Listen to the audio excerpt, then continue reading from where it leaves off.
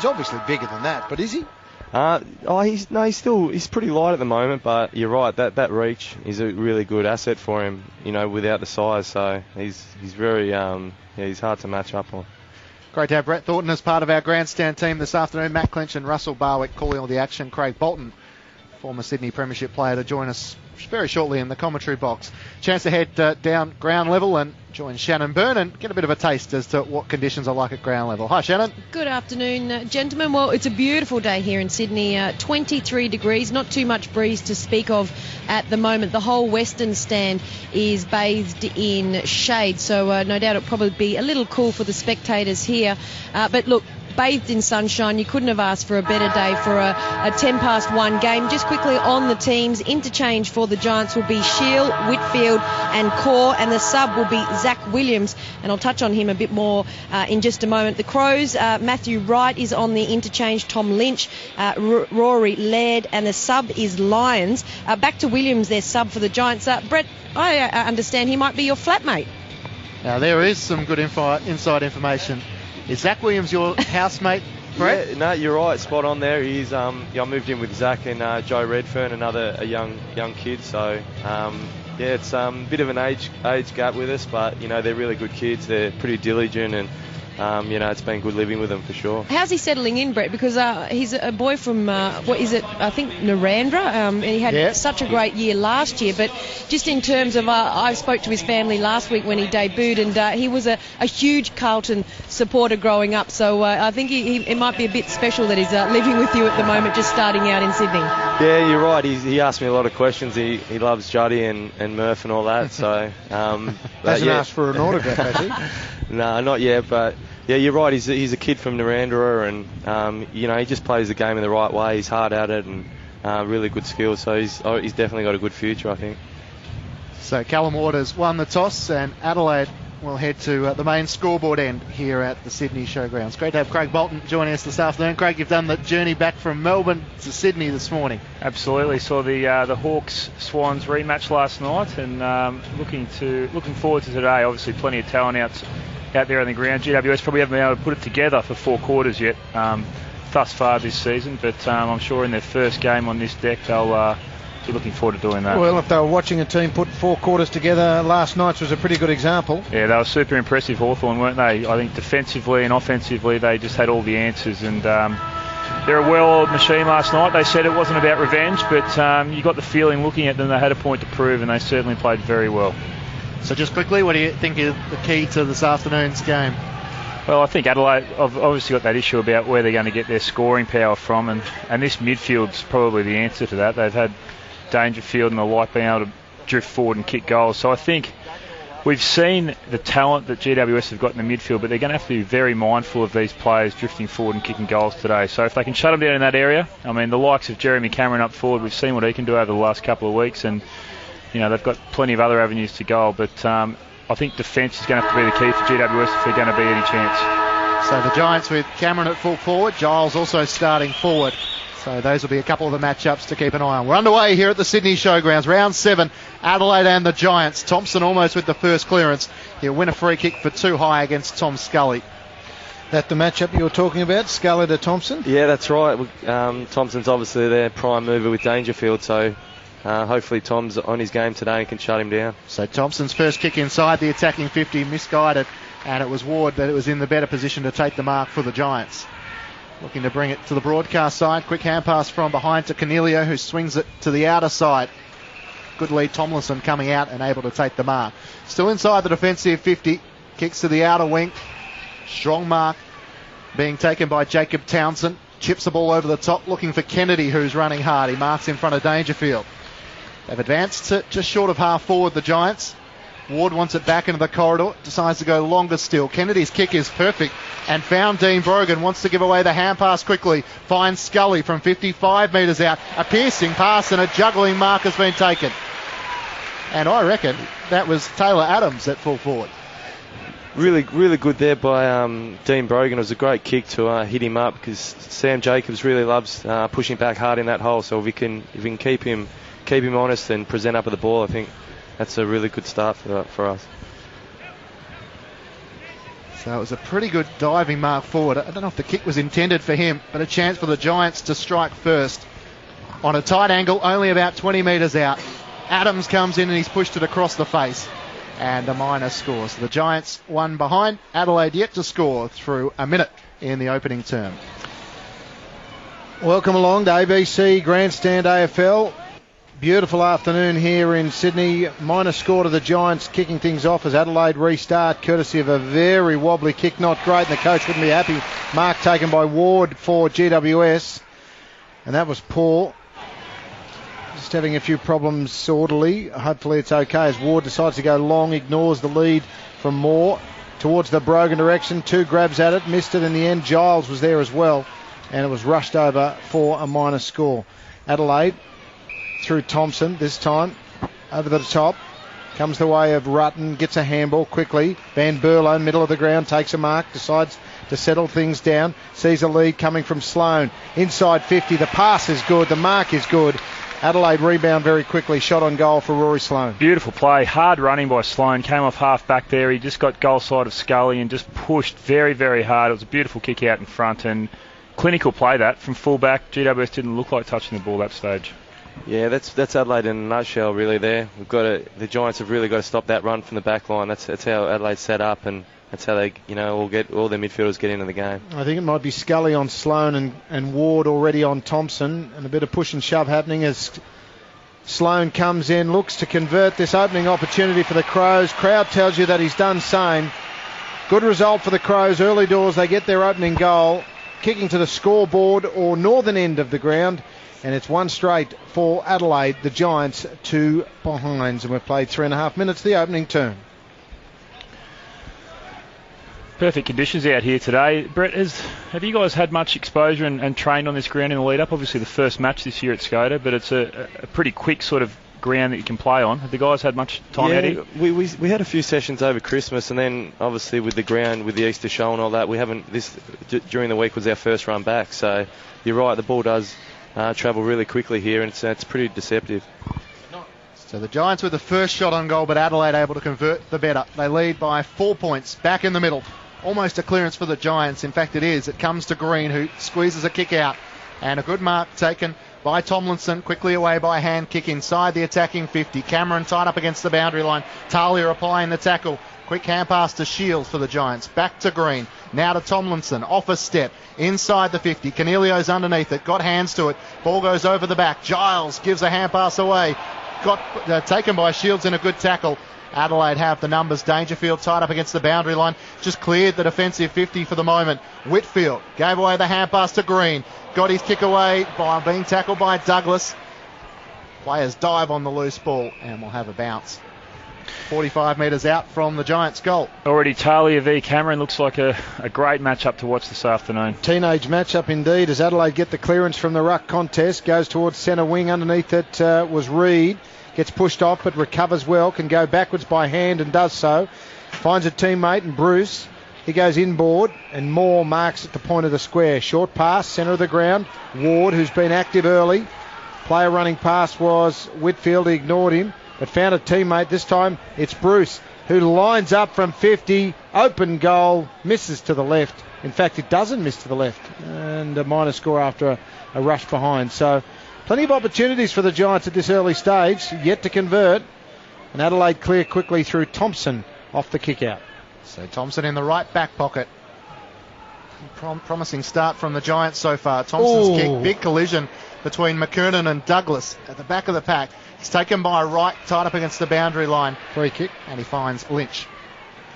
So Lynch wants to play on, has a player running over the top in Matt Wright, delivers that way, and a hand pass over the top to McKay. Adelaide with a loose player further afield. It's Sam Kerridge. He marks still 2 kicks out from goal. Sloane offers the lead, and he finds him on the chest. Yeah, it looks like Sloane's pushed forward to break that tag early, and he's been pretty effective. Already a couple of marks inside 50. And some loose checking, so Sloane, rather than having the shot on goal, gains another 10-15 metres, and David McKay from pretty much directly in front, about 25 metres out. It is interesting how Adelaide will go setting up, obviously without Taylor Walker. They've tried Jenkins as their full forward. McKernan will run there as well, but some of their small forwards or perhaps midfielders might rest forward at various stages. David McKay comes in for Adelaide's second goal of the afternoon, and he converts. So the Crows 2 straight 12, the Giants the 3 behinds through 6 minutes in the opening term on Grandstand AFL. And really against the run of play there, the Giants have started positively. They've had the majority of the ball going forward. They'd be winning quite easily the inside 50 count at this stage, but the fact is, if they get a turnover down there, Adelaide will cut them up with their skills. They run very hard, as Brett alluded, through the midfield, and Rory Sloane, he has just got some serious legs on him. He just goes and goes and goes and got out and got some space, setting up on the wing, but just charging forward time and time again. Is he a tagger, Tom Scully, Bolts, or no, in your opinion? He's not long term, but I think anything he can do to keep developing his game. He's obviously still a young emerging player, and we've seen in the last couple of weeks how damaging he can be, but I think that's a part of his game that he could obviously work on. Smith does well out of the ruck contest, gets it out for the Giants, but not as far, or only as far as Otten, who marks just inside 50. Chip over the top. Vince got a paddock to run, plays on quickly. Short pass, targeted towards Dangerfield, missed it. Chance for the Giants. They come away through Smith. He can go wide and does so, and finds Core out here on the right half back to Gillum. Short pass is good. Spots up a teammate in Tomlinson, who's getting plenty of the ball early on. Giants trying to work it down this commentary side wing as Cameron, beautiful lead and the one grabber. He's got great hands, this young man. Decides to drive it long. Contest at the back. Big Brogan was the target. Missed it. Chance now for the Crows, and they can do so and repel, and they do so very, very comfortably. Kick comes down towards Jacobs on centre wing at the moment. Giants should get this. They're up 3-1. Bruce gets out muscled. Gets some help though from Cornelio. Gets the 1-2 from a teammate. Should go over the top but decides to ignore. Comes back to Bruce. Chance now for Core. He gets it back. And now Gillum can kick it long. In fact, he dummies inside. Now he goes long and kicks it inside 50 for the Giants. Cameron one-on-one with Talia. Talia takes the honours. Got the hand pass away before being tackled.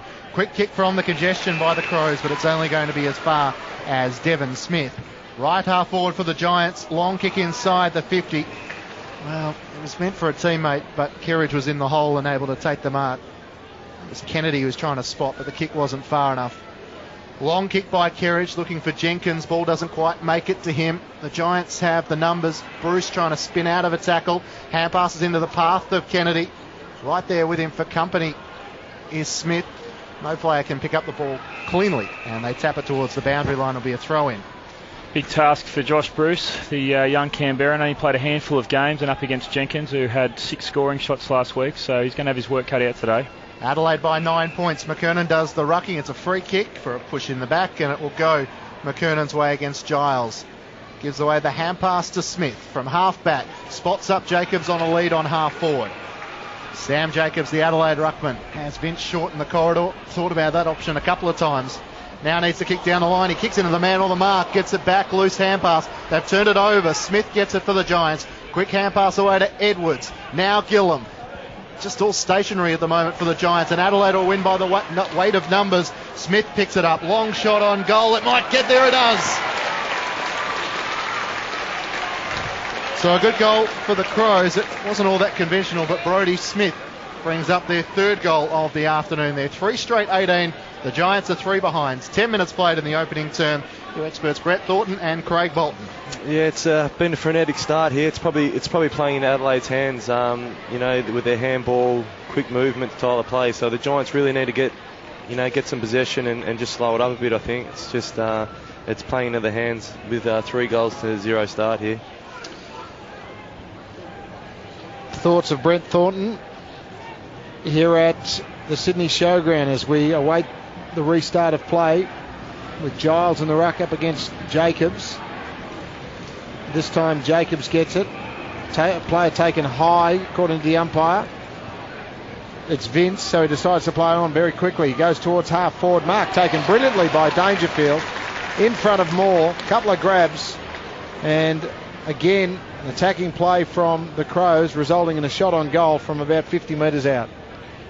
Such a tough matchup, Dangerfield. He's got the ability to push forward like this, and it's hard to know sometimes whether to play a tall or a small on him.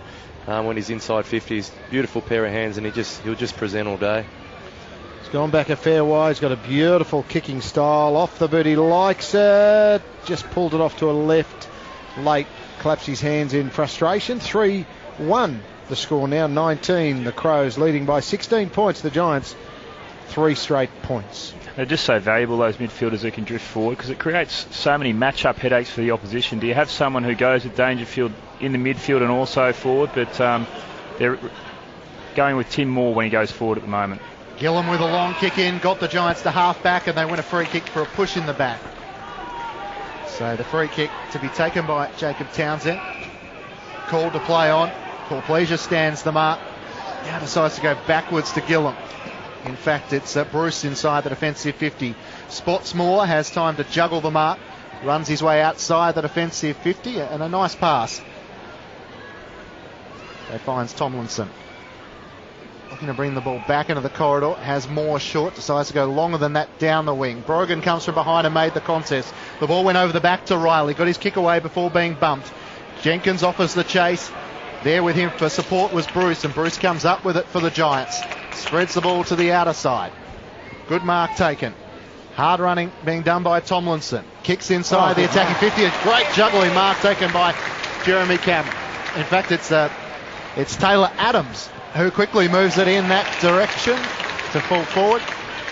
Smith, Brown was caught behind, and Smith able to take the mark. Well, it was dangerous last week. Adams kicked a couple and got plenty of the footy, and he's already had the first shot of the game, and just looking lively up there. Really hard running and a great one-on-one mark. He's only a little fella.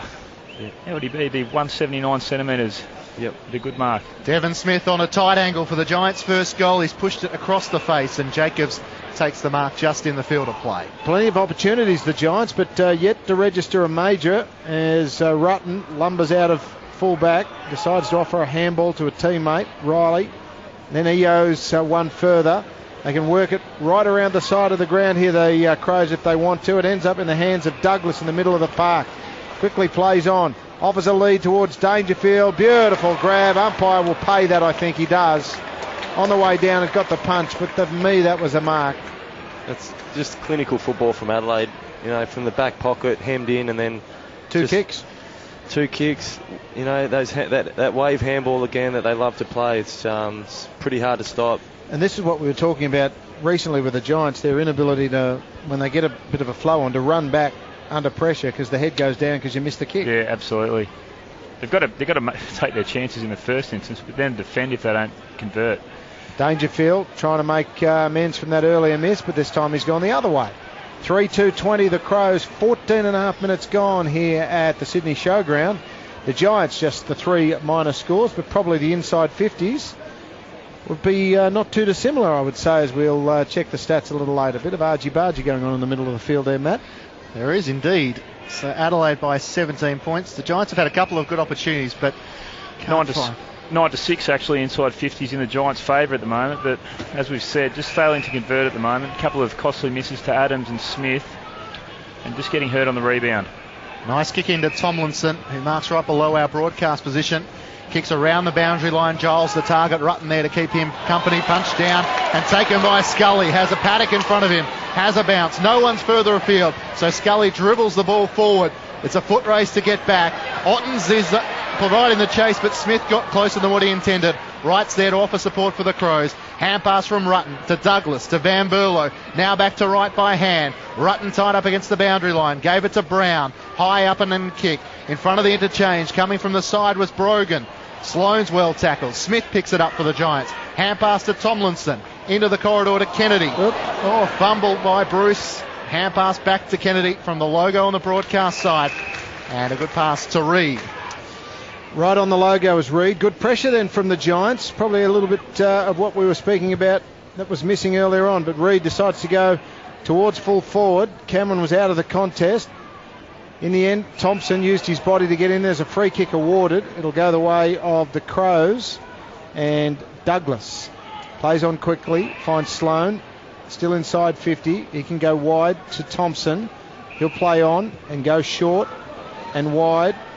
And he finds Smith, who drops the mark. Chance for the Giants. Well done, Giles.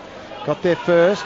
This time, Treloar for the Giants. Just bombs it away. They won't be happy with that. Kicked it to no one. Douglas takes a mark just outside 54. The Adelaide Crows, who are leading by 17 points. 17 minutes gone. Douglas kicks back into the corridor. A good lead by Van Berlo, the skipper, back in the Adelaide lineup today. Chips it to true centre half back. Wright takes the mark, looking to swing it across half back to Luke Brown. The lead now comes from Lynch, who marks in front of Reid. So Tom Lynch, again looking to bring it back into the corridor. Finds Wright just in front of Jonathan Giles. Wright wastes no time. The lead comes at left half forward, and David McKay probably just too far out to score. 55 metres out. Waits for the leads to come. Dangerfield's one, and another mark to Patrick Dangerfield. Playing predominantly as a forward. He's had a couple of shots on goal, but not able to convert with a major yet. Well, 3 on the lead now of Dangerfield, and he's the primary focus going forward. Every time they go in the forward line, they're looking for him, and Tim Moore's going to have to adjust his starting position, but also get some help from his midfielders to clog up some of that space. In the hole. Absolutely. Yeah. Dangerfield went back to Riley, didn't like the angle, kicks across half forward. Douglas went up with the one hand, Talia behind him for support, gives away the hand pass to Brown. They're back where they started, right with a hand pass over the top to Brent Riley. Has a bounce, gets to 60 metres out. Kick looking for Paul Pleasure, in front position, he claims the mark. Pretty similar to where Dangerfield was, yeah, though. And they're similar sort of players, if you like, that leading, strong body. You can take a good overhead mark at full tilt, and you'd expect they're going to want to hope to get a fair return in terms of goals this season, missing Walker from those two. So Jason Paul Pleasure, 2 goals for so far this season from the 5 games he's played. On a tight angle, about 30 metres out. Paul Pleasure comes in. The shot is across the face and squeezes in for a minor score. So Adelaide 3-3-21. The Giants 3 behinds through 18 minutes of the opening term on Grandstand AFL. Just got to be careful here, the Giants, I think. Just Adelaide's getting a lot of easy uncontested footy here, so they've got to be careful before the end of the term. Yeah, resembled a training drill there for a moment or two as Shield takes the mark off the Moore kick in. Spots up Treloar. He quickly handballs it off, but puts a player under enormous pressure. That play was called. Goes back to Moore. I'm not just rhyming because it sounds good. It actually is happening. And Ward receives a short pass, but the Giants are still well entrenched in their defensive 50. Ward decides to get out of there. Goes to Giles and also Jacobs. Off the pack. Well done, Whitfield. Missed it, though, at the right time. Charging through is Treloar. Chance, though, for the Crows, and Lynch. Missed it first. Getting there for the Giants is Adams. Offers a handball quickly to Reid. Reid to Shield. Now, what can he do? He decides to have a shot on goal, which was probably the wrong option. Hooks it right. Cameron very frustrated. And would have sounded and looked good if it had gone through, but as it is, it's gone out of bounds on the full, and it's a pretty ordinary result from a good inside opportunity. He had a lot more time than that, Dylan. He probably had 30 metres in front of him, so he usually takes the game on, so I'm surprised he didn't then. And he also had Devon Smith running down the wing on his right side as well. He just looked straight at the goals. Daniel Talia took the free kick for out on the full, and a nice mark taken by Sam Jacobs at left half back. Kicks back into the corridor. Van Berlo takes the mark, quickly away with a hand pass to Lynch. The middle of the ground opens up. Paul Pleasure with a hand pass to Sloan. Quick kick inside the 50. Jenkins in the better position. Couldn't claim the mark. Good defence done by Gillum. The Crummers there, dribbling ball towards goal from Douglas, and Jenkins toes it through. Adelaide with their 4th goal of the afternoon. 4-3-27 to the Giants. 3 behinds. It's getting worrying for GWS. 20 minutes played in the opening term. Well, we've spoken about the fact that the Giants have had their opportunities moving forward. They're still winning the inside 50 count, but they're in stark contrast to the way they're moving the ball in their 50. The Giants have got no ability to move in there quickly and have a one-out target, a one-on-one option. In opposition to that, every time Adelaide are moving forward, there's just space, a whole heap of space, and you'd hate to be a Giants defender at the moment, Brett. You're probably glad you're sitting up here with us at the moment, because it's coming in there very thick and fast and just almost impossible to defend in these situations. Yeah, you're not wrong. They're playing that vacuum. They're all getting up, and there's a lot of space over the back. It's a nightmare as a defender when that's the case. And when they back their skills, it's pretty hard to stop. And I guess no leadership of Phil Davis down there too. They must be missing him. Yeah, no doubt. Okay, we're back in the middle. This time Brogan gets the tap forward. GWS's way towards the Olympic Stadium or southern end of the ground. You get the feeling, though, Bolts, if they get one, they could put 2 or 3 together. Yeah, absolutely. They've been a bit stiff. They've missed a couple of easy ones, and they just need to get one on the board to get some confidence. Well, it's not going to happen now because Port Pleasure got it away from the ruck contest. Ends up in the hands of Thompson. Worrying signs here. Normally good by foot, but getting in the way beautifully. But he dropped the mark, was young Tomlinson. Probably should have got a free kick. Umpire said no. Chance now for the Crows. They spin it around. Go back inboard towards Thompson's. Got Port Pleasure to his right. The kick came from Vince. And he might receive back here shortly, but Thompson, probably wise to go long, but decides to shorten it up. Port Pleasure makes himself available right on 50 on the actual logo. In front of Toby Green, who's getting plenty of attention these days after a breakout season in his debut year last year. Nowhere near the possessions, and the young fella struggling with all of the attention one would assume. As Port Pleasure decides to have a shot on goal. That's off the side of the boot, won't make the distance, so it's towards full forward. Chance for all players concerned. Sitting back, minding his own business, was the skipper, Van Berlo, and he's missed it to the right. I think he thought he might have got that, did he? Because there was a bit of high-fiving that happened straight after, but the goal umpire said no. It's a minor score, 4-3-27. Giants just the 3 minor points. It's actually quite a dangerous forward setup, isn't it, without Walker? You know, Port Pleasure, if he can get back to some of that form from the last couple of years in Dangerfield, it's going to cause a few teams a few headaches, I think. Gillum kicks in for the Giants. Finds Palmer. You just think they're going to get a couple. They're not going to miss them all day, are they? Yeah, that's right. Now to Adams, who moves it into the corridor. Mark taken by Lockie Whitfield. Running behind him is Palmer, who receives the hand pass. Kick to Cameron. Talia right there with him. Punches the ball out of play. Umpire says that's all okay. Throw it in. So a throw in on the eastern side of the ground, centre wing. It's Adelaide 4-4-28. The Giants 3 behinds as we tick towards time on in the opening term. Thrown back in. Giles in front of Jacobs. One down the tap. Got it away. Townsend with a high kick. Went through the hands of Talia, who now will be forced to retreat. Cameron becomes the tackler. Well taken by Smith. Swinging shot on goal. Can he get a good bounce? It's across the face. And it will bounce out of play. We'll have a throw in 30 metres out from the Giants' goal. Once again, another inside 50 for the Giants. They've probably had 3 out in the falls and 4 missed completely. So chances have certainly been there. And in the ruck this time, Jacobs and Giles. Jacobs does his own rover work. Smith try to get a handball out. Scully to Shield. Here's a chance for the Giants. Hooks it to the right. Another behind. Can't buy one at the moment. We're trying to get Smith and Adams and Shield. These guys don't miss. I'm sure plenty of skill amongst those group, isn't there, Brett? But they just can't seem to nail one at the moment. Yeah, the Adelaide pressure's been pretty good. They're under pressure, but you're right. They're very highly skilled young kids, so you'd expect them to kick it. Kerridge takes the mark for the Crows off the kick in. Got plenty of space to work here with the Crows setup. Is certainly going to favour a quick change through here as Jacobs just lumbers his way towards half forward, kicks a long bomb. Well marked, Jenkins. Just good work of the body against Bruce. Too big. In fact, no, the umpire's pulled a free kick out of it. It's going the way of Popeye the Sailor Man, aka Sam Reid. So Reid comes up with a footy. Not quite sure what that was for. Tomlinson receives it. Short pass to Green. Left half back for the Giants. Can they pinch one before quarter time? Good lead being offered by Adams, and that's the direction he goes.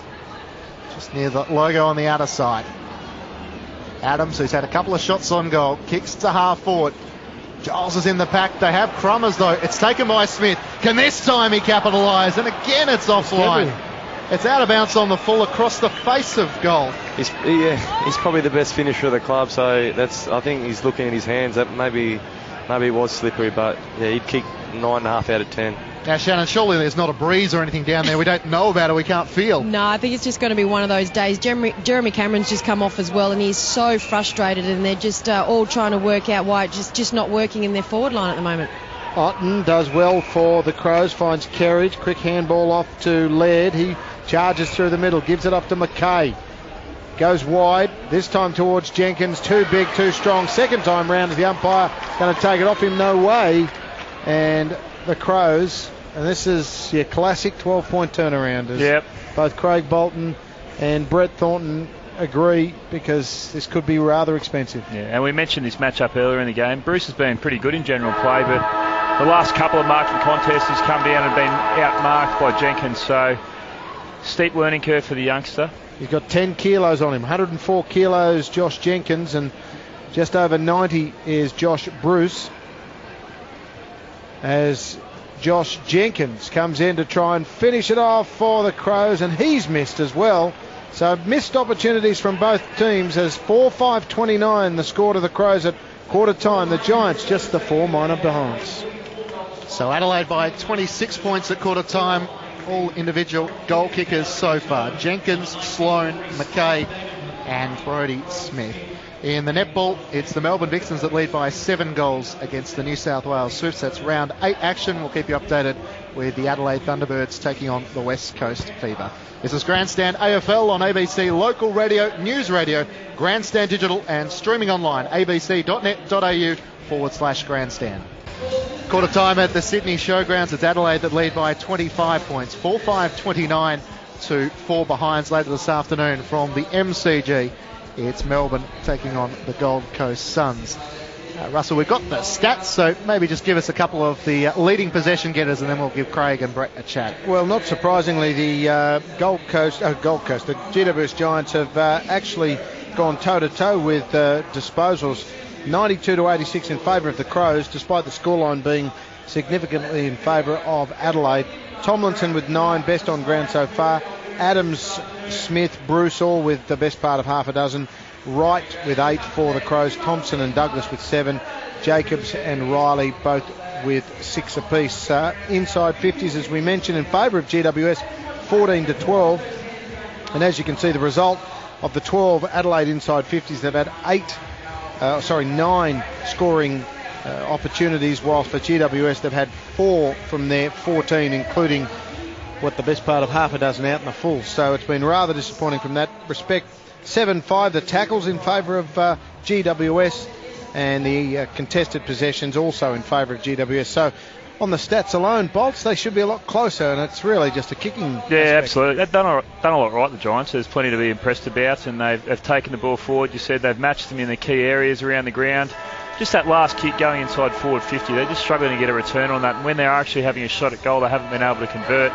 You have a look at Adelaide's potency when they move it forward. They've gone inside 50 12 times and they've had 9 scoring shots as a result of those 12 entries. So every time they go in there, they're looking like scoring, and that's just because there's not enough pressure around the ball carrier coming through the midfield, and there's no midfielders getting back to clog up space. So you've got the defenders at the moment like Tim Moore and Bruce, and these guys are all one out. They're trying to guard elite players like Porpleaser and Dangerfield and Jenkins, and it's going to be very hard to keep those guys to a reasonable score if it keeps coming in at the amount of speed it currently is. So for mine, Giants have got to work on shutting that down, but also just take their opportunities going forward, because for the most part they're really in the game.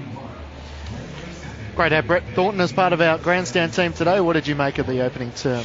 Yeah, similar to what Bolt said, Adelaide are just a lot more clinical going forward. The Giants have really, had some chances, and I think the 10 minutes of the second quarter is going to be, crucial. If the Giants get a bit of scoreboard pressure and stay in the game, it's going to go a long way to winning the game. But if not, I think if Adelaide can get the first couple, then I think a few heads will drop and it'll be one-way traffic. It's still a lot of upside. I mean, only a quarter into the game, but a couple of the guns, if you like, Treloar and Scully only on 3 disposals each. Canelio hasn't had much of it, so Callan Ward even hasn't had his usual impact, but they're still across the board. They've got other guys stepping up, which is great. Tomlinson and Adams, these guys are getting in there, so if they can start to correct that and match them in the midfield, they're every chance. As a defender, who would you be putting on who? Is Gillum, Jenkins type of thing? You wouldn't leave young Bruce there all day. Well, I think you probably do, to be honest, because you've got to give him a chance to develop, and this is going to be a great learning experience for him playing on an elite player like Jenkins. Now, whether or not they stay there, we'll wait and see. At the moment, he's actually holding his own. I think that the hard one's Porpleaser and Dangerfield. Dangerfield's looking dangerous up there. Hasn't touched it too much, but every time the ball goes in, they're going to try and kick to him, and Tim Moore's probably the right matchup. He's got the speed, he can actually go one-on-one, but there's a lot out of his control. Unless they can put the pressure on upfield, there's not much he can do in those situations. Do you try and put someone loose in the back line, Brett? Or is it too early to try that sort of thing? I think the Giants tried that early on with Adam Tomlinson pushing down into defence. I think when they get a run on, he'll be the man to push back. The Dangerfield's a tough one. I think Bolter's right. Timmy Moore's definitely the one for him.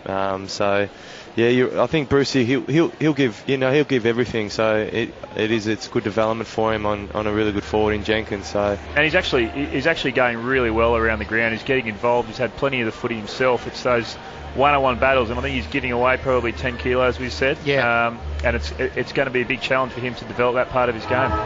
Second term about to get underway. Adelaide by 25 points on Grandstand AFL. You're with Russell Barwick.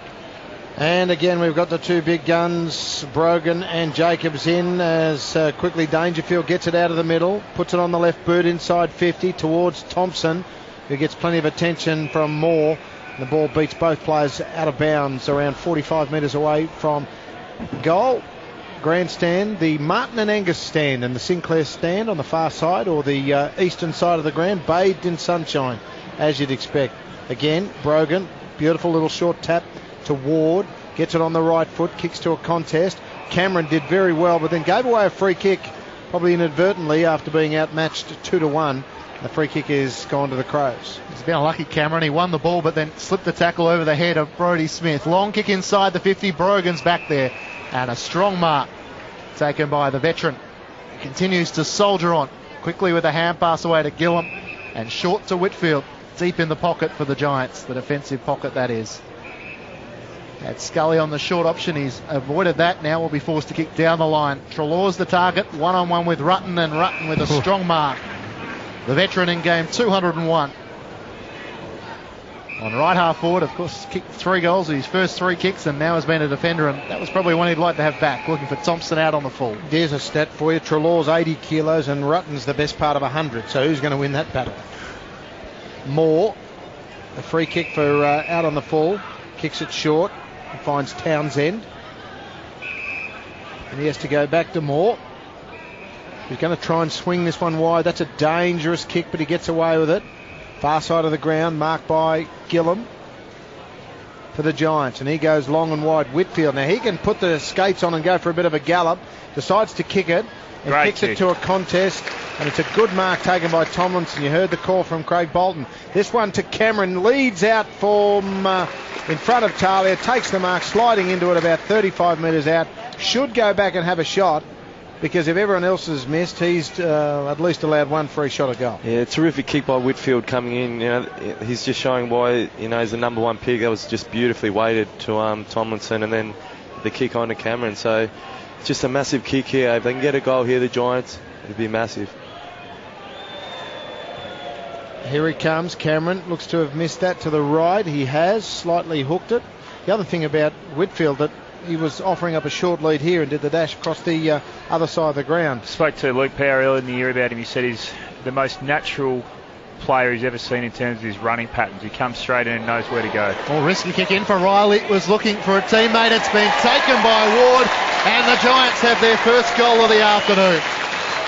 It took to the 3-minute mark of the second term, but they have a major. 1-5-11 trailing the Crows 4-5-29. That was just a poor kick in by Brent Riley and put his teammate under enormous pressure. Yeah, an important finish by Ward too. It can be confidence sapping if you keep going forward and you're consistently missing these shots at goal. And he stepped up to the plate, kicked truly from about 45 metres. Good spoil from, I think it was Brogan there coming over the top. And, really good finish by Ward. They needed that. Hopefully that'll get the guys up and about. Back in the middle. Again, Jacobs and Brogan.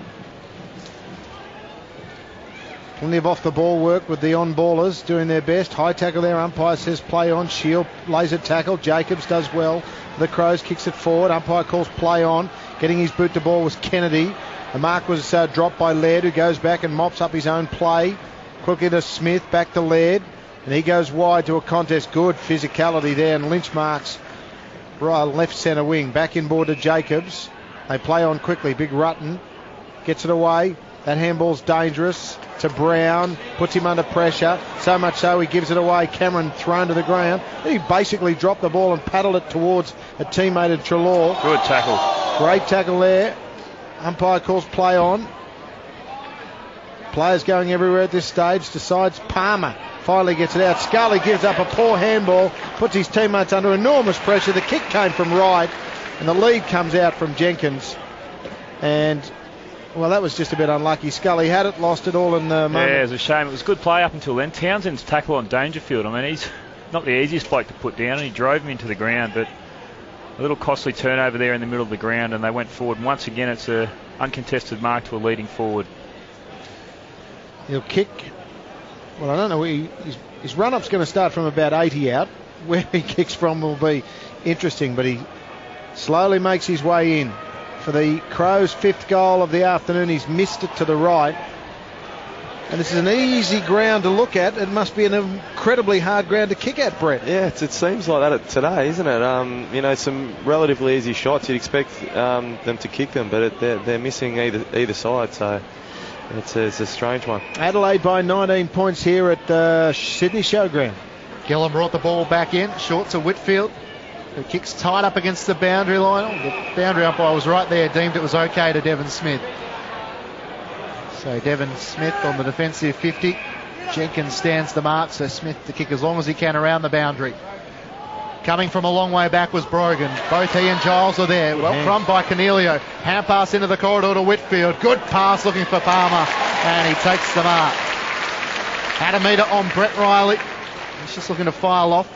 Palmer's deciding he'll have the shot on goal. Why not? He'll have to kick from 50, slightly right of centre. A couple of really good contests by the veteran Brogan.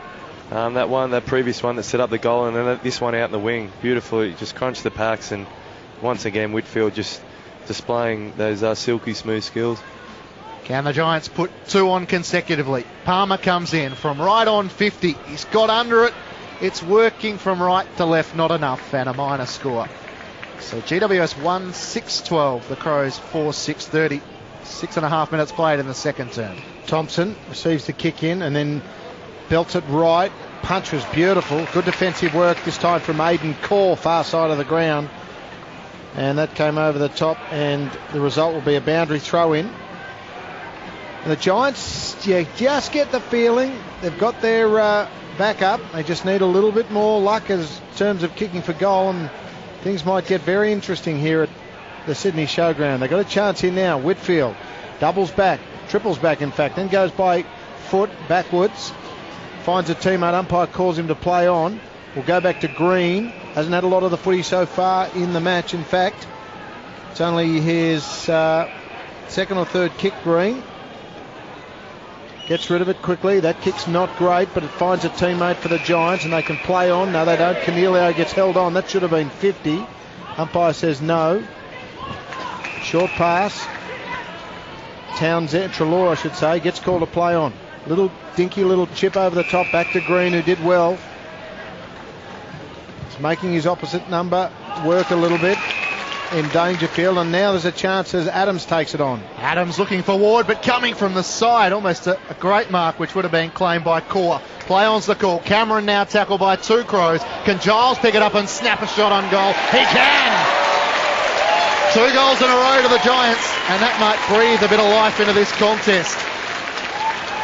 The Giants at 2-5-18, Adelaide 4-6-30. The margin, 2 straight kicks. 8 minutes played in the second term. It's impressive finish by Giles. Picked it up off his bootlaces, had a little fumble or two, and then snapped it through on the left. And what I liked about that bit of play is there was a good build-up from the Giants. They didn't rush it. They didn't blaze away. They sort of picked off a few free men through the midfield. Then there was a good entry, gave their forwards a chance inside their forward 50. Then Cameron competed, little quick handball, and then away they go and they score. So just a bit more composed in their build-up and their forward 50 entry rather than blazing away to the numbers.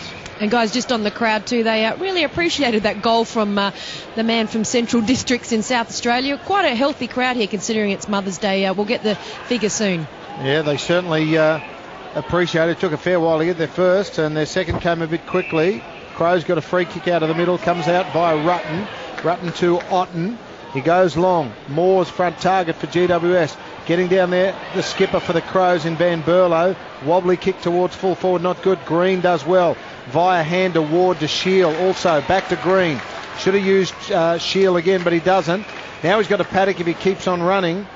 But the mark is taken far side of the ground by the Giants, and they just slow it down a tad.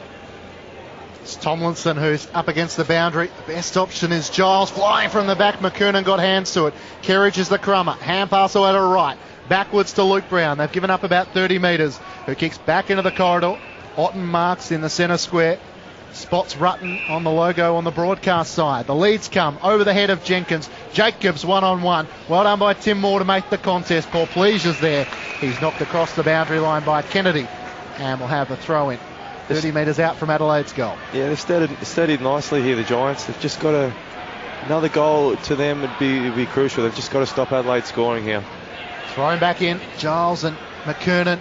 McKernan taps it down. Cornelio will get there first. He shrugs off a tackle, running across his defensive goal front. Crucial kick, and they've turned it over. Yeah. Looking for more, spotted out Kerridge. And the Adelaide youngster will have a shot on goal from about 50 metres out.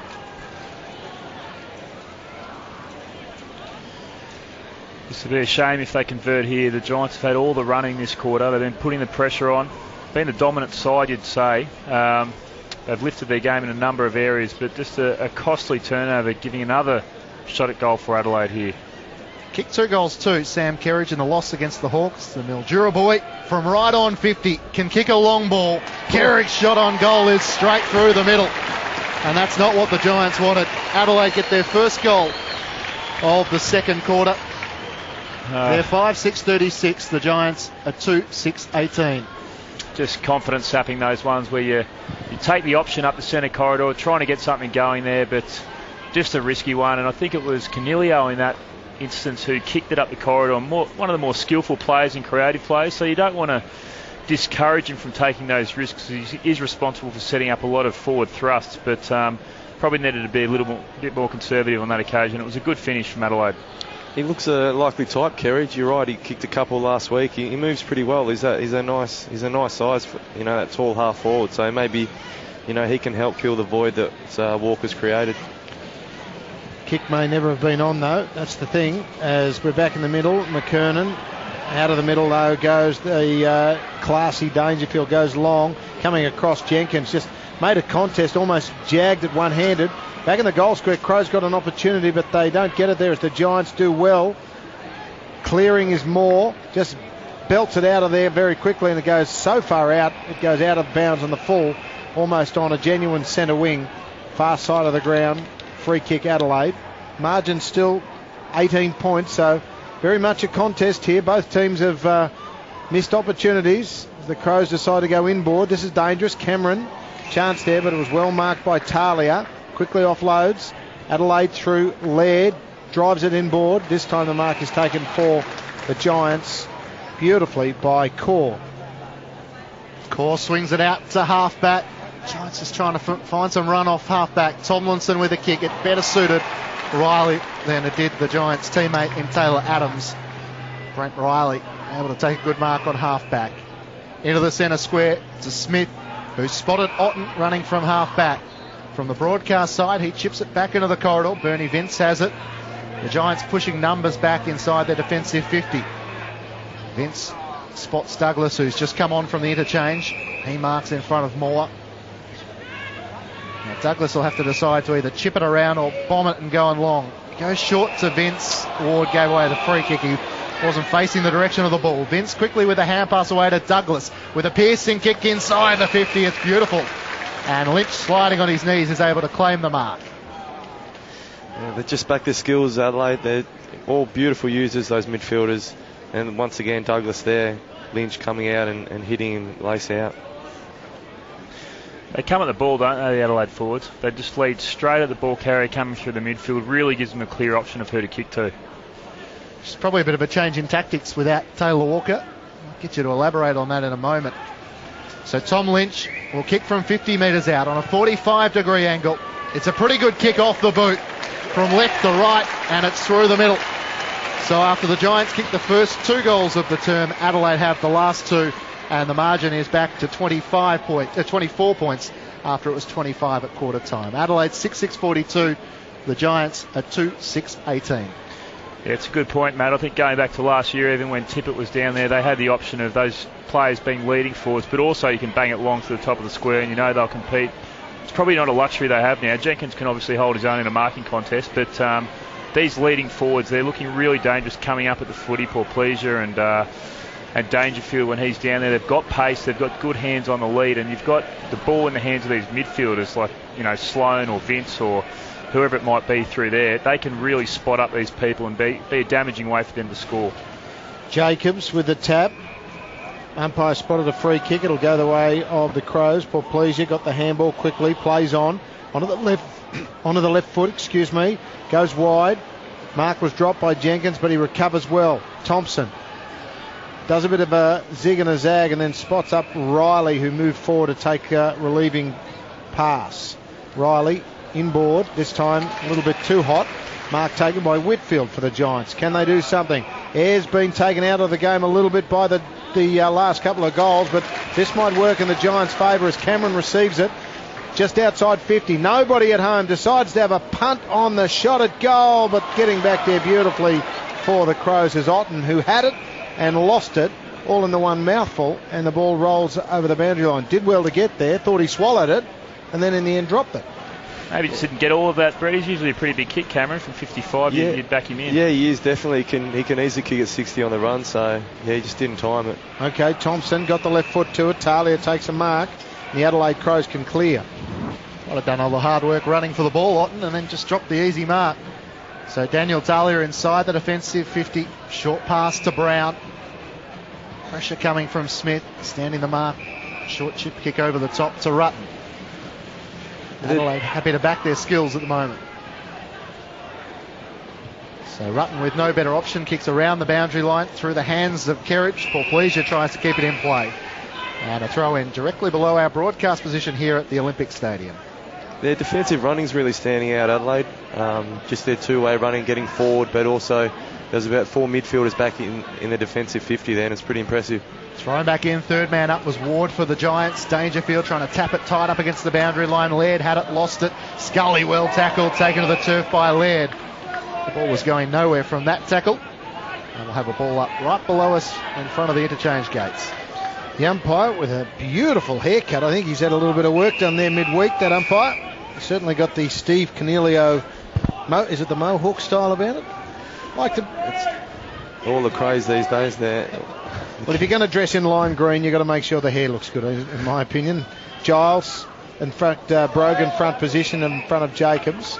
Umpire says, I need to be in the spotlight yet again, and I'll have another ball up. A little bit of off-the-ball work between Scully and Sloan. Third man up this time was Whitfield, didn't quite work. Moore yanks his opposite off the ball, but Van Berlo first to recover, falls on it. Chance for the Crows. Thompson, open goal. If he wants to go for a long kick, he decides to listen and has a shot on goal. Just a little bit to the right. Got a bit of support from his teammate in the goal square, but a lot of pressure also exerted by Kennedy. And the result was a minor score for the Adelaide Crows. 6-7-43. They lead by 25. Giants 2-6-18. Inside 50s at the moment, back in favour of Adelaide 23-18. So starting to dominate this particular second term. Gillan played onto himself from the kick in. Booted it as far as he can. Rutten is tackled by Brogan. Tackle might have just gone across the shoulder. Palmer, it's Ward who's well tackled.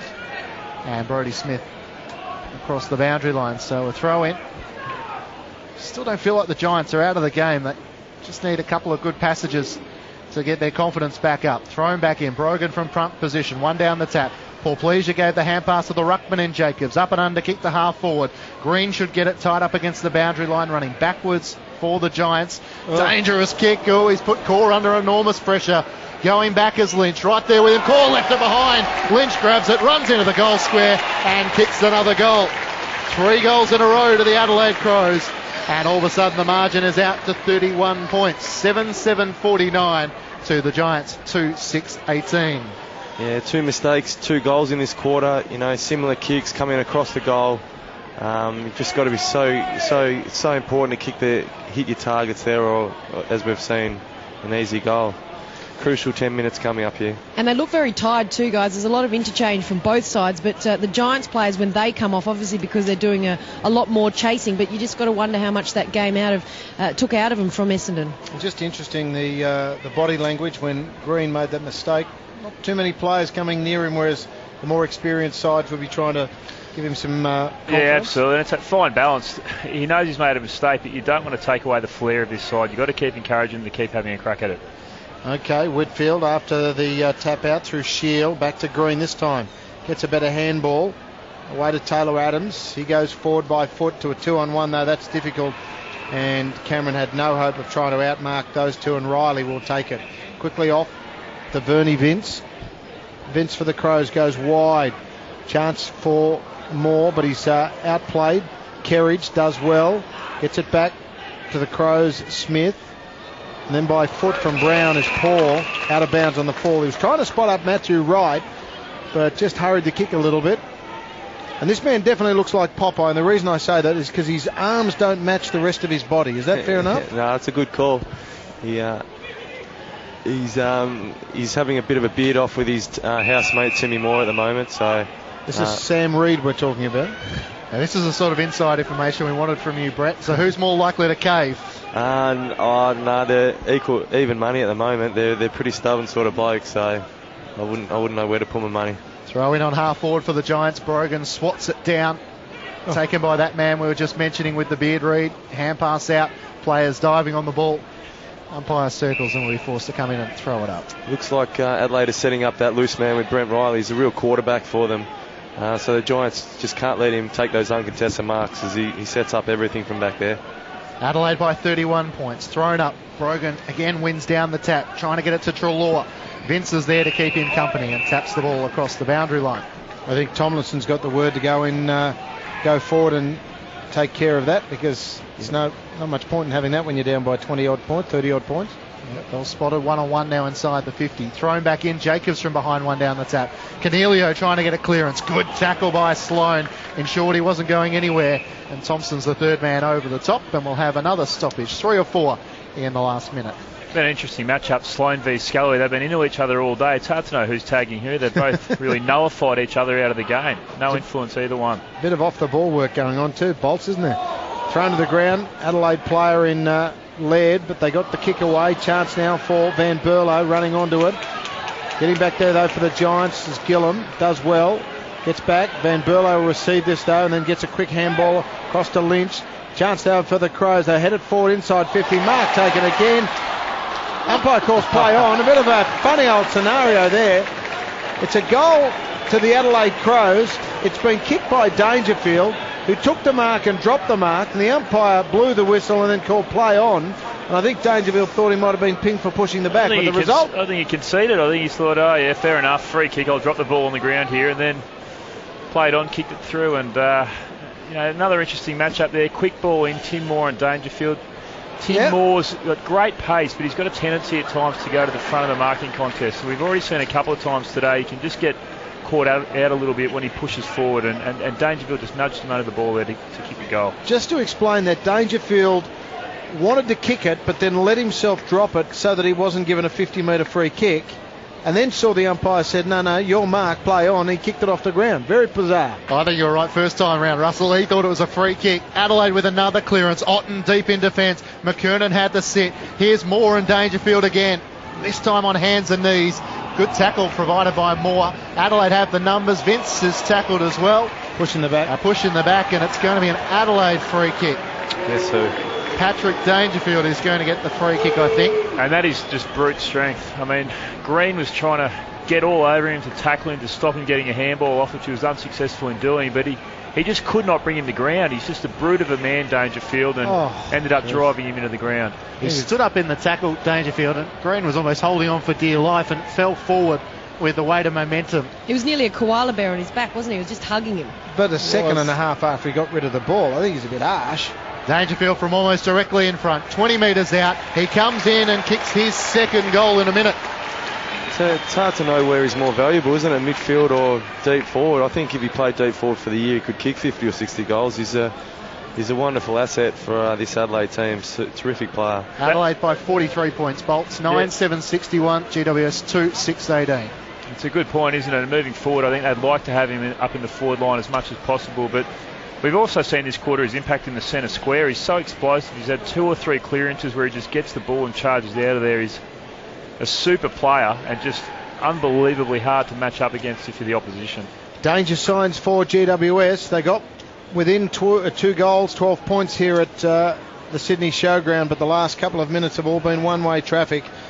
And now the Adelaide Crows lead by 43 points as we're back in the middle, and the umpires found another free kick, and this one will go towards Ward, who was held off the ball, gave it to Shield, who barrels one inside 50, a 2-on-1 against Reece Palmer. He's got no chance of trying to turn that around, so getting away with it is Paul Pleasure. Short kick.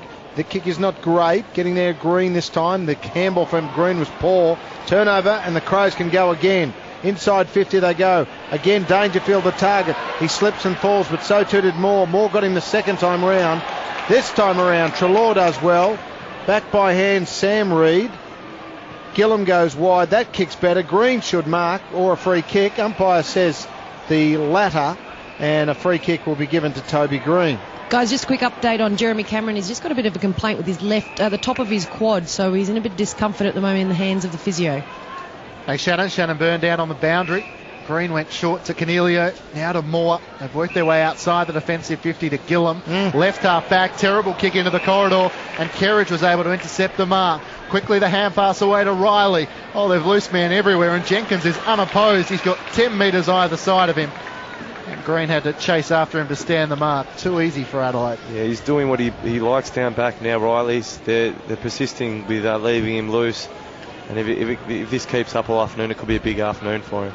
Just once again, that skill error. Kick inside from Gillum, went straight to the opposition. We saw Green have an errant handball a few seconds ago, which also gave a scoring opportunity, and just got to take them out of the game.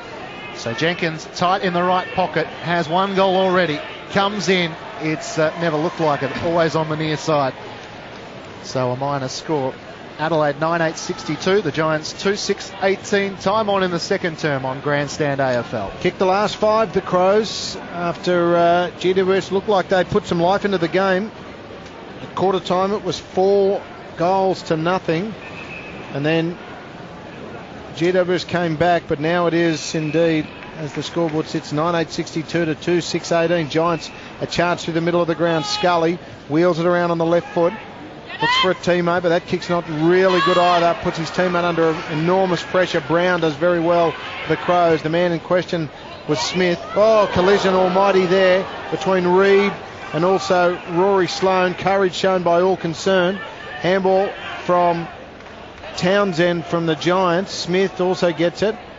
Gets it in a 1-2. Needs to get rid of it now. They're just falling around, waiting and looking what's going on with the injured player at the moment. And Smith actually sees the ball goes out of bounds. Reid a little bit sick, probably. Been ginger. Literally sick. Yeah, he's just trying to get his voice. He's not well at all. He's managed to smile though, but he's very, very much concussed, or just trying to get his voice back, breath back. Okay, well, the Crows now with a chance through Lynch. Kicks it inside 50 once again. Getting back for GWS. They kick it through 50, but it really is only Forsey's backs at the moment as Lynch marks again. Decides to go back in board with another long kick. Tries to kick to the hot spot, and a good mark by Talia coming in from the side. There's no one in the defensive half of the ground, so Talia pushed forward and floated across the mark, and he'll have a shot on goal. And just to have a look down the page, he's kicked 1 goal for his career. And guys, you might have just heard that applause. That's for Sloane making his way from this boundary. But he's not too bad at the moment. The good news is walking himself. Daniel Talia, the rising star winner from right on 50. It's straight all the way. And Talia kicks the 2nd goal of his career, 1st of the afternoon. And it's 6 goals in a row the way of the Crows. And it's getting more than concerning for the Giants. 10-8-68. Adelaide, the Giants 2-6-18. 28 minutes played in the second term. They're about as enjoyable as they come, Brett. You got the big job on the key forward, and you managed to drift down and sneak one yourself. The pretty good feeling as a backman. Yeah, no doubt. He'll probably have a few words to Jeremy Cameron on the way back as well. It's you're right. There's no better feeling as a defender to get one up on your opponent. Well, Cameron's back on for the GWS Giants. So too Sam Reid. So they're both not yet seeing Sloan back on. So we'll wait and see what happens there. But certainly both players look to have recovered reasonably well. We're back in the middle. Crows are going to go back inside 50 through right here. Decides to go to the one-on-one contest again. Heavy work done on the body by both players. Green's in there for the Giants. Here's a free kick, push in the back. It'll go the way of the Crows, and it'll go against Aidan Core. And very hard to argue that. He basically rode his opposite into the ground. And another shot on goal directly in front for Adelaide. This will be 7 in a row. And it's Lynch again, going for goal number 3. All in this second term. Giants just desperate for the siren to go at this stage. Lynch converts. Crows have 11. 11-8-74. Adelaide now by 56 points, and this is already starting to look increasingly ugly. They've kicked 7 goals in this second term, and at the moment it's a one-act affair here at the showground. Guys, just quickly update. Reed's been taken from the field and is now, I think, going to go and actually, they've made him come off to go and get tested for concussion, so he's just going straight down the tunnel, and Sloan is wanting to come back on, so he's okay. He got more hit in the side, but I think they've been told to bring Reed off and just get him tested.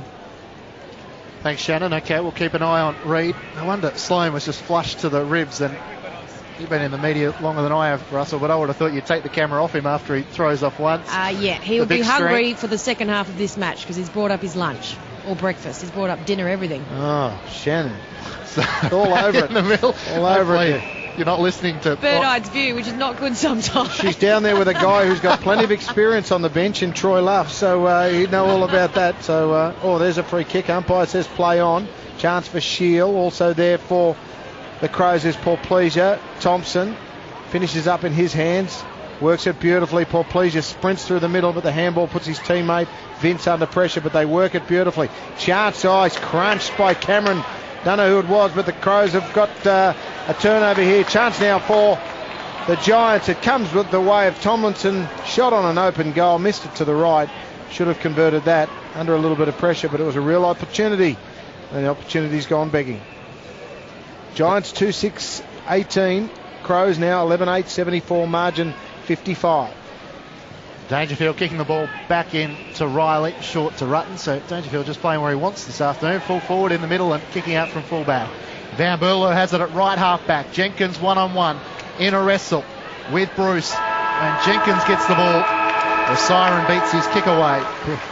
And that was a telling quarter for the Adelaide Crows. 7 goals 3 in that term to 2 goals 3 from the Giants. So even though the Giants came up with a couple of goals, it was the next 7 goals that followed from Adelaide that took it from a 25-point lead at quarter time to now a 55-point lead at half time. 11-8-74 to GWS 2-7-19.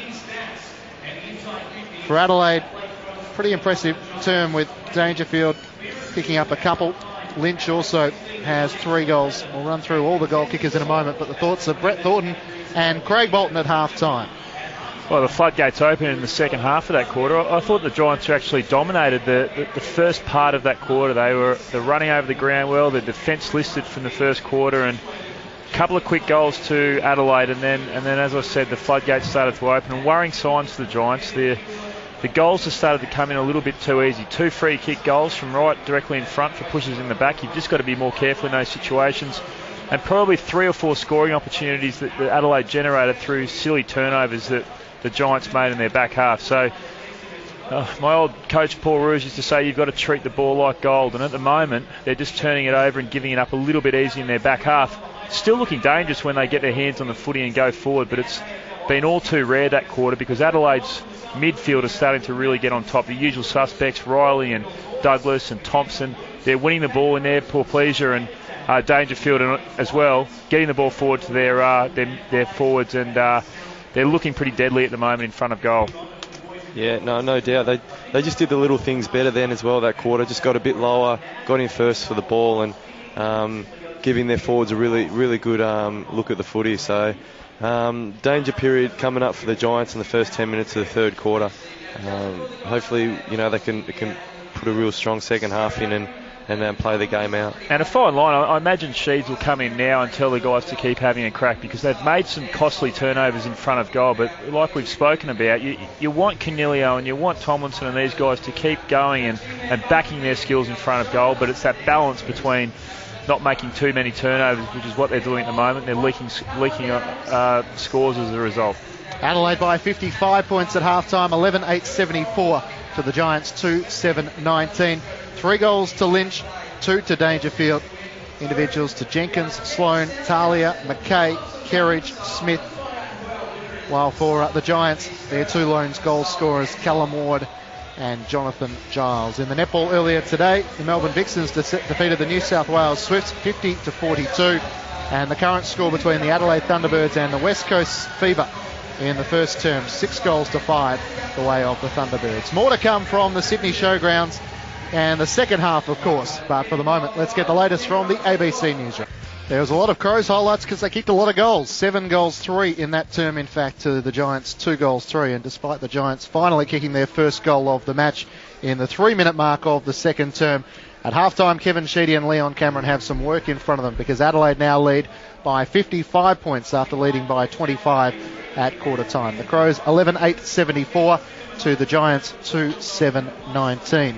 Before we give Brett Thornton and Craig Bolton another crack at it, Craig, I just wanted to ask you about last night, given you were at the MCG to see the grand final rematch between Hawthorn and Sydney, and I think most people came away feeling pretty impressed by the Hawks and the showing they put together. Yeah, absolutely. They were in ominous form last night across the board. They played very solid footy. They had a lot of contributors across the park and a dominant display. I think going into the game, a lot of people wanted to see where the Swans were at. They'd obviously had a limited preparation coming off the grand final and a few players injured during the pre-season, and there'd been some question marks about the quality of their competition, if you like, in the first 5 or 6 rounds. Last night they were probably showing up in quite a few areas. They've obviously got a few players out at the moment, but they'll be looking to improve on those areas, and they really struggled to kick a winning score last night. They had obviously Reed's still battling. He showed signs last week that he was going to start emerging and playing well, but they didn't really have that focal point up forward. Adam Goods had to be moved in the midfield, and he actually had a dominant display in the midfield, but going forward their ball use wasn't good, and on the end of that there wasn't really a likely suspect to bob up and kick 4 or 5 goals. So they've got some areas to address in terms of that, their ball use and moving forward, but it's hard to say. You look at a game like last night and you say, are the Swans off the pace, or is it just Hawthorn? Because they were truly awesome. They look like they're up and they're humming. Their best players are getting on the footy. Roughhead was in superb touch. Buddy came back and had moments of brilliance, and their midfield as ever was super. And another player, Josh Gibson, and as a defender, he's surrounded by some great defenders as well. Like Lake came in and had a good impact. So they're looking in great form, Hawthorn. I know it's only early, but they're going to be challenging, that. So Hawthorn have now won 6 on the trot after losing in round 1 to Geelong. As supporters and as media commentators, we like to pump up grand final rematches. As a player, how much does it mean, and what guide do you think last night gave us to where the two positions are 12 or 8 months on? Well, I don't know. It's hard to quantify. I mean, obviously individual players are driven by different things, and they stated during the week, Hawthorn, that they weren't motivated by last year's loss, and I don't think it would have been spoken about internally, but probably subconsciously they had a point to prove, and they came out there and it looked that way from the opening bounce. They're probably at different stages. I think the Swans have still got some players to come back. Lewis Roberts-Thompson's a big out for them. Mumford withdrew on the eve of the game. Tippett's obviously a player to come back into their side. So they're probably different looking sides than they will be come September. And they're still building the Swans, so they're going to be there. There's no doubt about that. They'll be a side in the top 4, and I think Hawthorn will. They probably just peaked a little bit earlier at this stage of the year. I looked at that game last night and watched it and thought to myself, what do you do with Sam Reid? I mean, he's got all the talent in the world. He makes himself available. Has an issue at the moment of taking one grabbers unless they're on his own. Has an issue with finishing. And then in the end, John Longmire just said, go down back, try and get a kick. But even there, he didn't look like he wanted to be there. Yeah, it's an interesting one as to what to do there. And I'm not sure what the answer is. Lewis Jetta was going through a similar form slump a couple of weeks ago. Then he went to the sub in the game over in New Zealand, and his last 2 weeks have been really good. Terrific, so he's rectified that. Sam Reid, it's a really hard one. I mean, the general consensus is you'll probably benefit when Tippett comes into the side if you've got Goods playing up there, so he can take that second or third. But Goodsy's not playing great as a key forward, though. No. So and you probably don't want to wait till a player to come in to make someone give that the impetus for them to get back to form. So it's a really hard one for Reid. He actually played really well last week. He played the first breakout game of the season, kicked 3 goals, looked lively up forward, but he was back to the old self last night, which is he relies on those one grab marks. He's very much like Jeremy Cameron in that regard. He's got long arms, a big leap, and he extends, and he's very hard to defend in that situation. But at the moment, he's not clunking them, and that's what his game relies on. So what to now from here? I'm not sure what the best answer is. Do you play him as a sub? Do you give him a spell in the reserves? Or do you just keep trying him up in the forward line and hope he comes good? I don't know, and that's the question they'll be asking. And last week, Justin Clark was his first up opponent in that first quarter, and he was just a first gamer or a second gamer. So it was obvious the difference there. And then, as you said, you come across last night experienced defenders, and Josh Gibson's one of the best, and all of a sudden life's a little bit tougher. Yeah, absolutely. And the quality opposition makes it hard to get out of a form slump. If you've got Gibson and then Lake and Stratton rolling off, it's going to make your life pretty difficult. And to be fair, the ball use, and I know John Longmire's publicly stated that their ball use last night wasn't great going in the forward line, so they didn't really have a chance to do much. Their most dangerous forward looked like Benny McGlynn, who had a great game against his old side, but that was because the ball was on the ground and kicked in a sloppy fashion. So it's twofold, obviously, for Reid and the forward line. They need to get their own game right, but the midfield and the rest of the team's got to take some responsibility for the manner in which they give them a chance of kicking goals as well. I asked the question last week about the fringe players, and Brett, you can chip in here as well. The fringe players at Sydney, Mitch Morton, Andrews Everett, even last night we saw the ruckman come in that mental blank came in for Mumford, but obviously these guys aren't regular players. You throw Tippett into the mix, and there might be 3 or 4 blokes there that might be a bit frustrated with not getting enough senior footy. Is that something you can pick the eyes out of? Yeah, I had a first-hand look at them today, actually. Andreas Everett and Morton, they were probably the 2 best on ground. So obviously Morton, what he did in the grand final last year, he probably is getting a bit frustrated. You know, probably McGlynn's come back in the team and taken his spot. So you're right, they've got some good depth. Well, add Tippett to that mix, and all of a sudden he's further down the list. Yeah, absolutely. But that's the dynamic you want, I think. I mean, the individual players might be filthy, but you want it to be competitive for spots. And Jesse White. Jesse White came in last night, actually Tommy competed Walsh. pretty hard. He's been around for 7 or 8 years now and needs to make a fist of this. If he's obviously getting a chance because Lewis Roberts-Thompson's injured at the moment.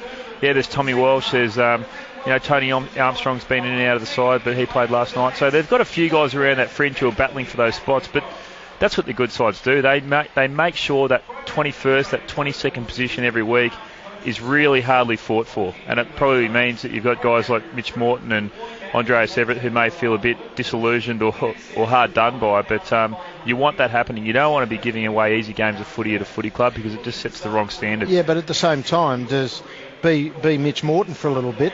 Does he want to stay playing with a 9 o'clock game on a Sunday, with all due respect, Brett, but I know you're up at 7:30 to get here by 9, or does he want to play in the afternoon game for maybe a team that's not going as well, but at least he's getting senior footy? Yeah, well, it depends internally. They'll have benchmarks and they'll be setting him parts of his game to get right to play, because he's in their best 22 probably when he is playing, but no doubt there's some things that he needs to work on at the moment, which is why he's back there. And same thing happened last year. He finally got that chance to come grand final, and he was pretty happy, I would have thought, with last year's season, even though he spent a lot of it in the reserves. Yeah, true. So last night, Hawthorn by 37 points. The other result, the Dockers by 27 over the Magpies. Here, half-time at the Sydney Showgrounds. Adelaide lead by 55 points, 11-8-74 to the Giants 2-7-19.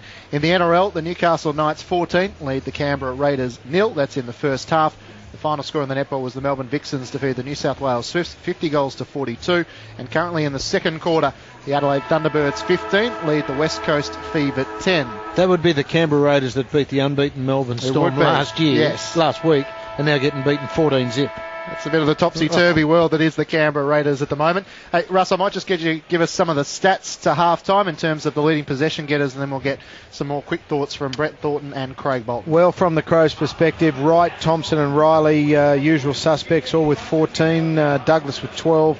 Porplesia with 11. Dangerfield, 9 kicks, 1 handball, but 4 marks has been very impressive. Kerridge has taken 6 marks, one of the best so far. And for the GWS boys, Tomlinson with 15. A lot of those you would call them the cheap and easy ones out back. Green with 15 also. Gillum and Adams there with 11. And not surprisingly, those 4 guys pretty much in the defensive area. Not really much to speak of. Inside 50s now, well and truly Adelaide's way, 31-20. So GWS just half a dozen inside 50s in that second quarter. Tackles 14-19 in favour of GWS, and that pretty much sums it up. Total disposals 192 for the Crows, of which 120 are kicks and 72 are handballs. GWS 163. The only other one worth mentioning, Russ, is clearances, I think, and Adelaide started to get on top that quarter. I think they're up 16-11 now in terms of clearances, and it's those guys like Thompson and Portpleasure and Dangerfield. They've got 2 clearances, and they're damaging ones at the moment, so they're getting the ball and they're charging out of the centre square, which is giving their forwards first look at the ball, and we haven't seen that yet this quarter. We haven't seen a Scully or a Ward or a Caniglio run out of the centre and actually give Cameron a lace-out pass, and so if they can actually get some effective centre clearances, that'll help the Giants in the second half. Players heading out to their positions. We might just head down to Shannon Byrne. I haven't seen any changes in the vest, so I assume both Rory Sloane and Sam Reid are okay, Shannon. We might never just quite get there. She might be making her way down, but I think we can see, Rusty, there's been no change. No change. Interesting little one-on-one chat between Kevin Sheedy and Dylan Shield.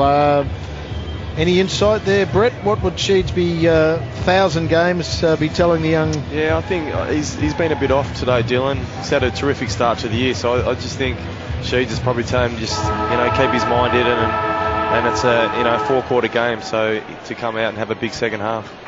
Probably Chalor too. He's the other one that can lift. Shield and Chalor, look for them for big second halves. Adelaide by 55 points. Second half underway, and it's going to be the Giants that get the first clearance. Canelio with a kick, bouncing ball to half forward.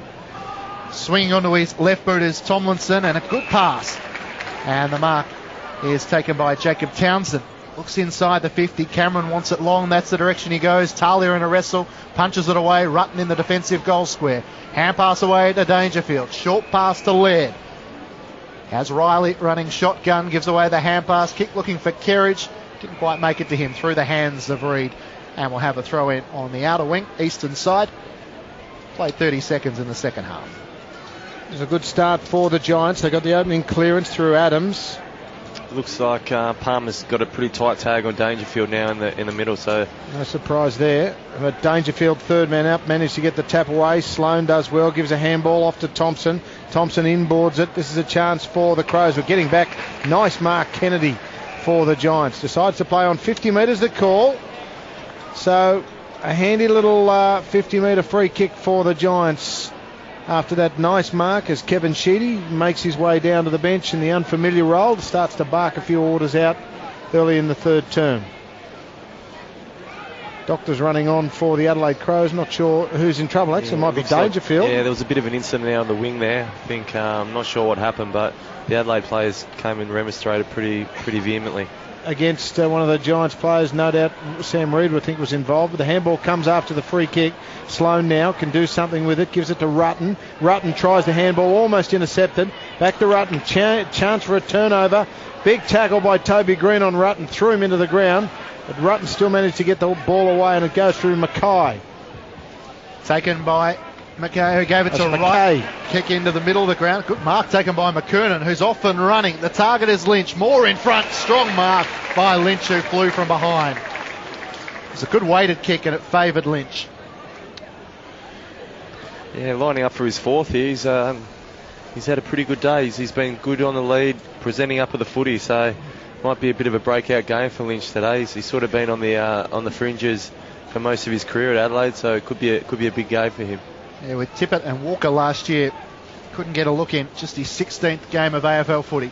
Tom Lynch comes in on a 45-degree angle, and he squeezed it in. Adelaide with the first goal of the second half.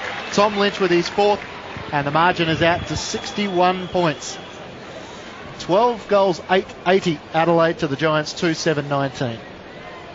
Definitely a bit of ill feeling out there, some pushing and shoving going on amongst the middle of the ground. I'm not sure what happened. And the reserve Dangerfield umpire is out there too in his tracksuits, just keeping an eye, and he keeps running on and off as well, just so that it doesn't flare up, Craig. What, the reserve umpire doesn't flare up, or the... Well, He might in tracksuits in this weather, but no, he can see that there's a lot of ill feeling out there at the moment. He's on and off. Seriously, reserve umpires, give me a spell. Got players shaking their heads in the box. Brogan, we're back with the footy. Gets the tap out. Players stacks on the mill. Shield in there trying to wrestle it away. It squeezes out. Umpires found a free kick here. They'll go the way of the Crows player on the ground. Not surprisingly, it's Dangerfield, so word must have got out that something was untoward, and the umpires square things up. Matthew Wright, just near the bullseyes in the middle of the ground.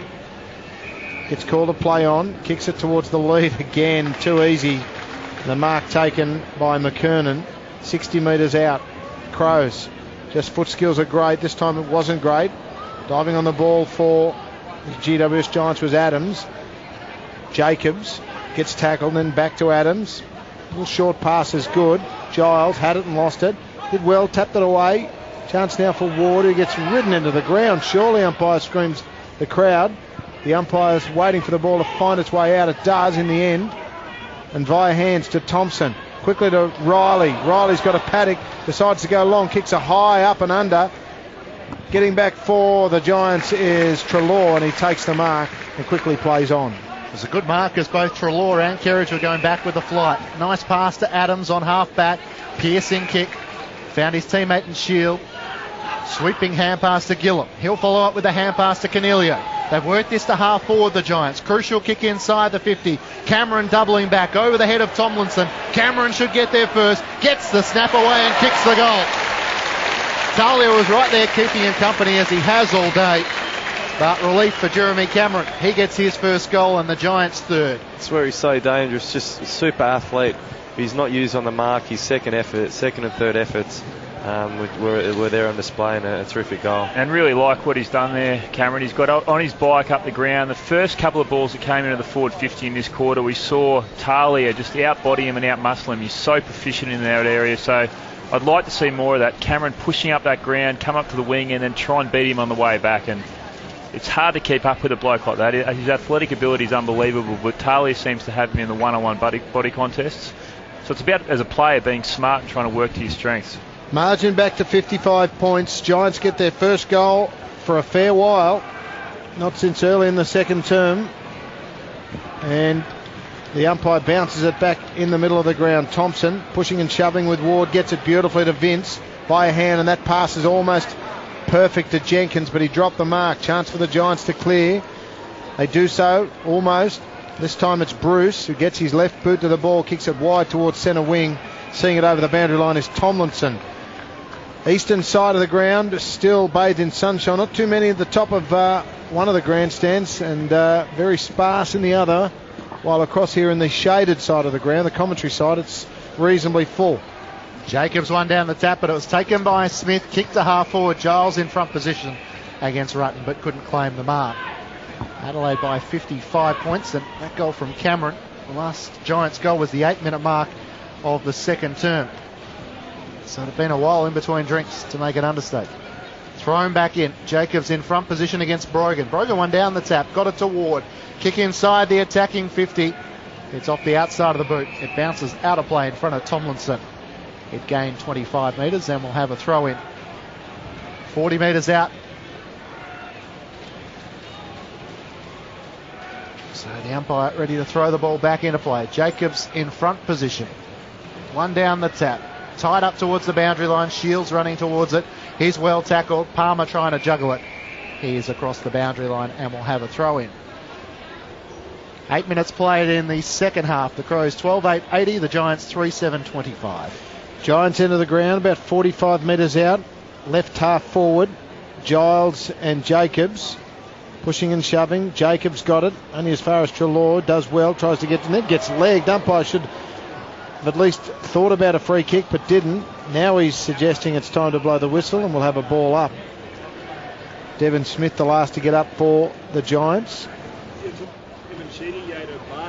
And he throws it up again. Jacobs and Giles. Third man up was Ward. Getting in there for the Crows is Sloan, who offloaded quickly to Thompson. He just put boot to ball. get him out of there. 4 against 1 Giants way. They should manage to clear this. Van Berlo does well for the Crows. Brogan in a bit of trouble for the Giants. They managed to get it away through Reed. Reed could kick it back inside 50. Into a contest. Flyer was Sloan. Got the fist of the ball. Jacobs was the rover. That's upside down. Rutten at the back. Tried to fend off a player. Should have been pinged for holding the ball. Umpire says no.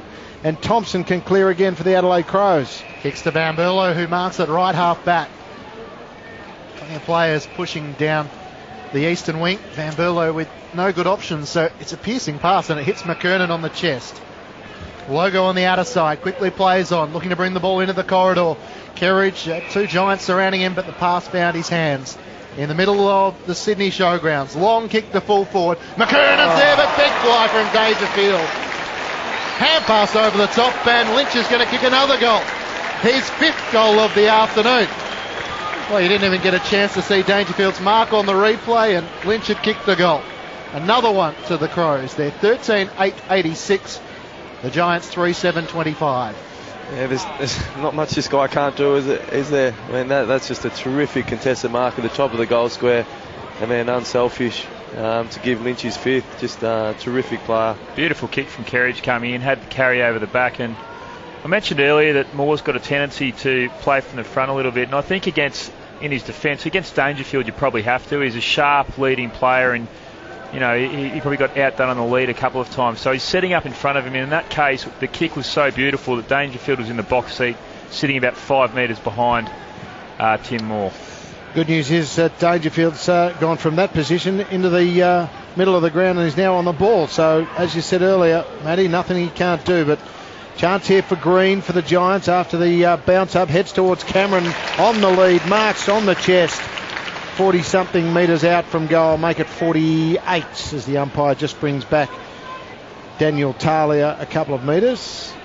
Distance no problem, Brett? No, not at all. He's get this distance easy. He's at 55, 60 metres is no problems for him. Thumping kick. Jeremy Cameron. Lovely looking kick off the boot. Gorgeous kick off the boot. Crowd likes it. He likes it. Decides to go straight to Toby Green. And off he comes for a spell. His 2nd of the afternoon, 2nd of the quarter, in fact, as the Giants go toe-to-toe in this 3rd term. They are 2 goals apiece, but they trail significantly. 55 points the margin. 4-7-31 the Giants. The Crows 13-8-86. Guys, and as Cameron comes off for a spell, Dean Brogan's already off getting some attention to his lower back. He's in a bit of discomfort at the moment. Came off in the hands of 2 physios, so it's just his lower back is getting looked at.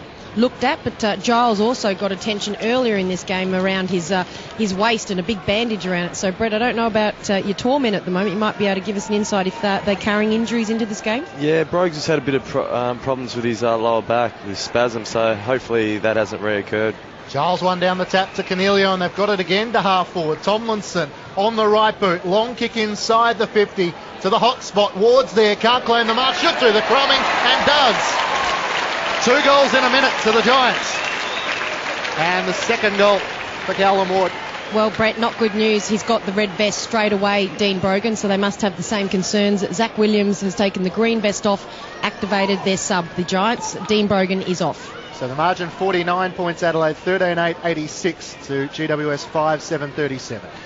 We mentioned the importance of centre square clearances at half time, and the last 2 have been in the Giants' favour, but it's not just the fact they've won them, it's been how they've done it. They've had effective kicks on the back of them. So Toby Green in the first instance did a beautiful pass to Cameron, and that time it was a kick out of the centre by Cornelio, another effective kick to Lockie Whitfield, and it just means they're a much better chance and they look more likely scoring going forward with good centre clearances. Well, they might have to struggle because Big Brogan's out of action, so Giles missed out the opportunity there. Sloan now inside 50.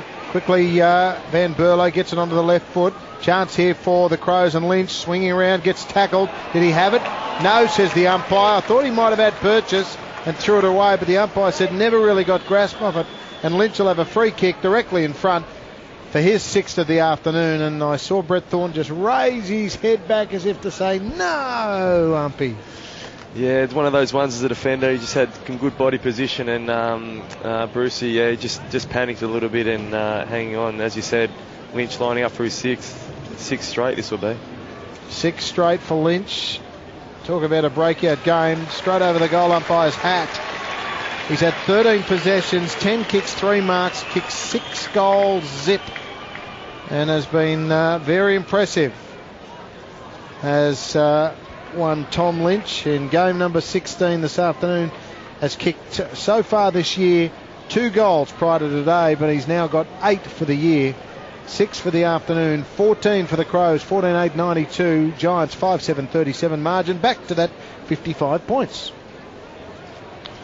Third free kick goal against from directly in front. So you saw Brett throw his head back in frustration. You can imagine what Sheeds and Leon Cameron would be thinking. It's a good defender's stat there from a centre half back. He remembers those. Yeah.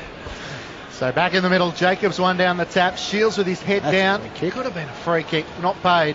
Hand pass from Treloar to Shield. Pushed away, McKay. Just stuttered the kick forward to the new sub in Williams, who's onto the ground for Brogan. Treloar has it from 55 metres out. He might go for goal himself. Cameron doubling back. Talia there with him. And the ball goes across the face and through for a minor score. Adelaide 14-8-92. The Giants 5-7-37. Kick in from the Crows. Heads the way to a man who's had plenty of the football so far this afternoon in Dangerfield. Goes wide to Douglas. Douglas just outside 50. Whitfield stands the mark. Called a play on. That kicks is dangerous, but finds his skipper in Van Berlo, who, as is the case normally, plays on quickly. Spots up right. Right's got players running past. One of them is McKay. McKay goes wide to Sloan. This is too easy for the Crows. As Thompson in the middle all on his own if they want him. Sloan just delayed it too long and has got himself into a bit of strife here. Now has to check it up. And in the end, he finds the leading Lynch, who will mark and shoot on goal from about 45 out.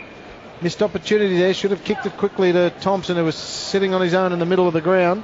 30 out. Yeah, he just didn't see him there, but Thompson had 30 metres of space. But it got shut down.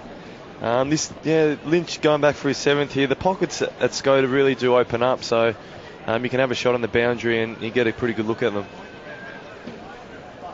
Tom Lynch for goal number 7.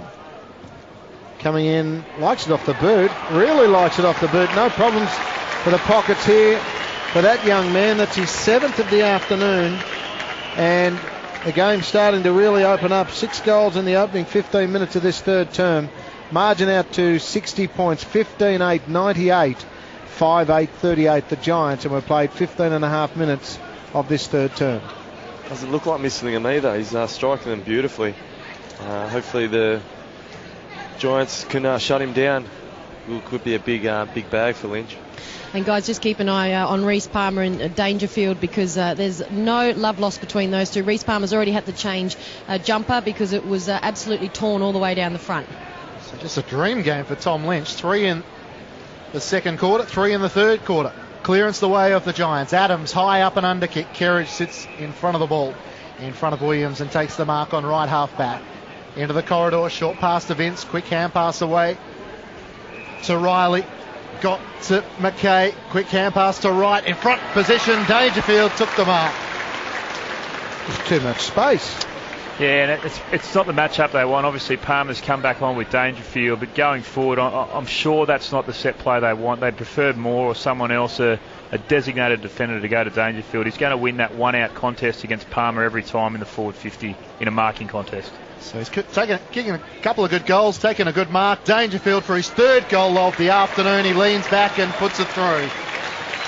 And after some promising signs from the Giants at the start of this second half, Adelaide have extended the lead out to 66 points. 16-8, 104 to the Giants, 5-8-38, 17 minutes played in the third term.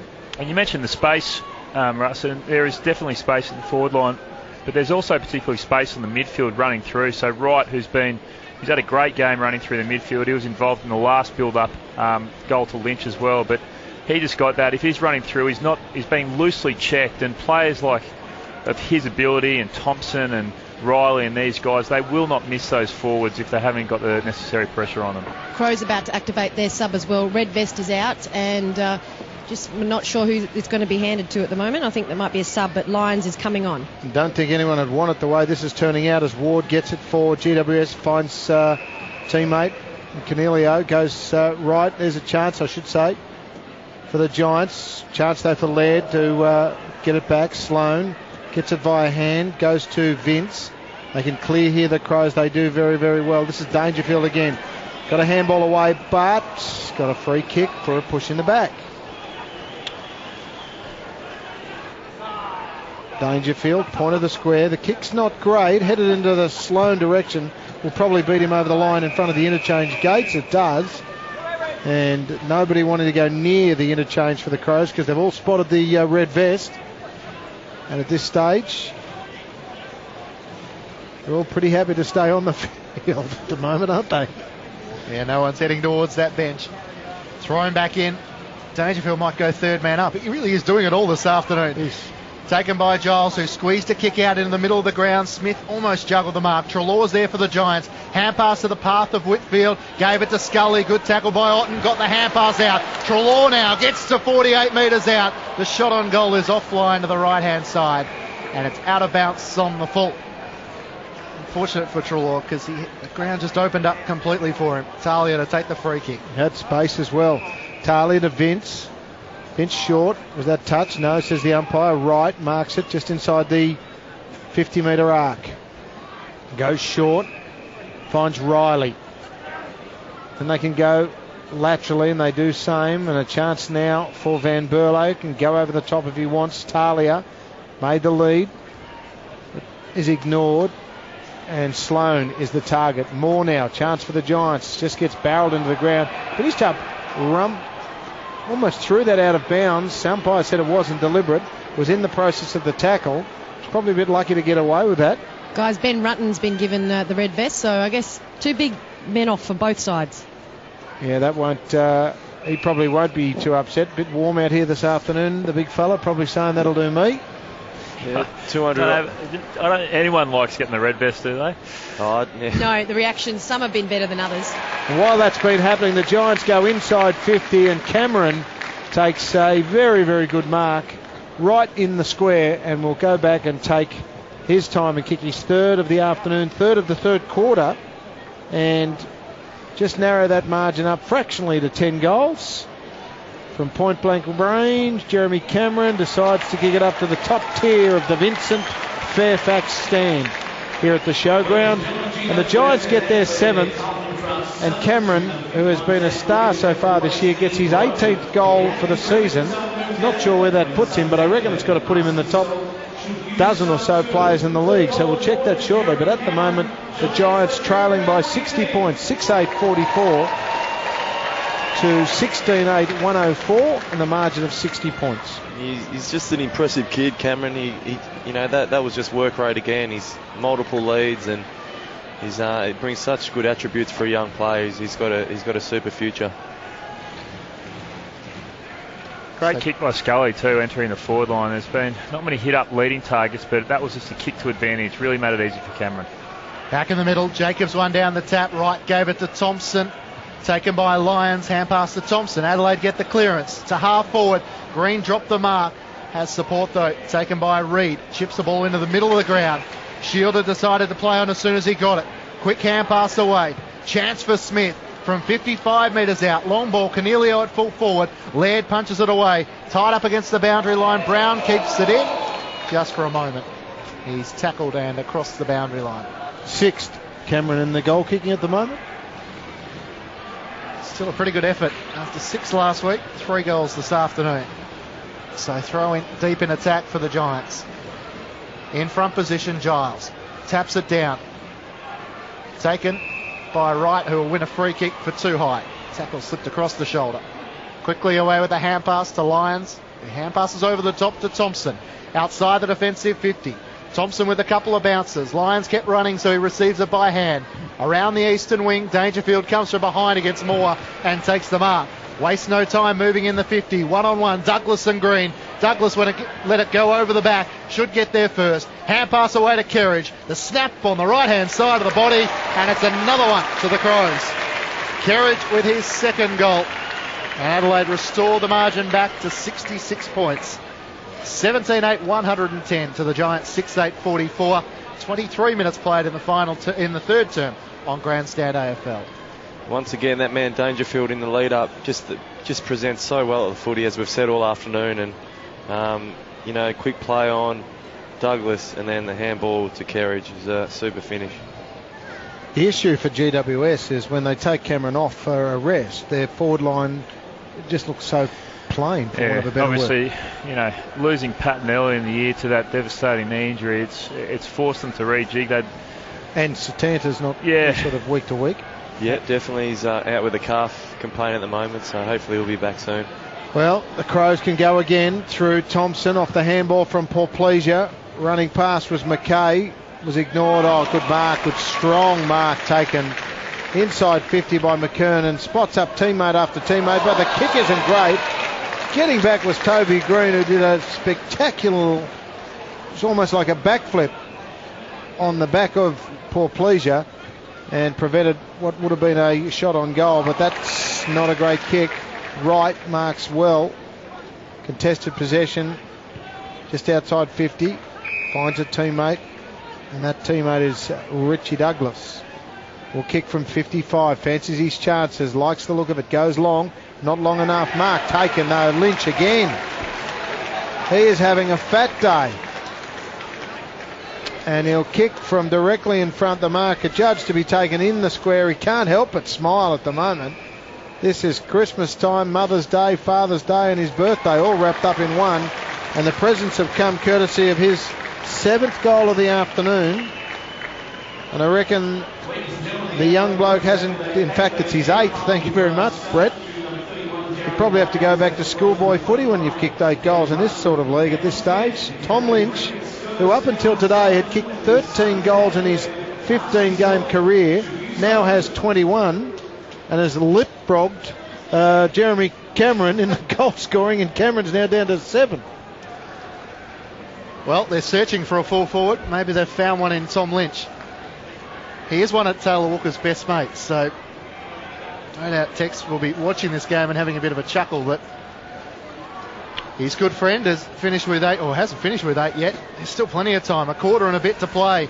McKernan with the clearance, short pass to Lyons from right half forward, kick inside the 50.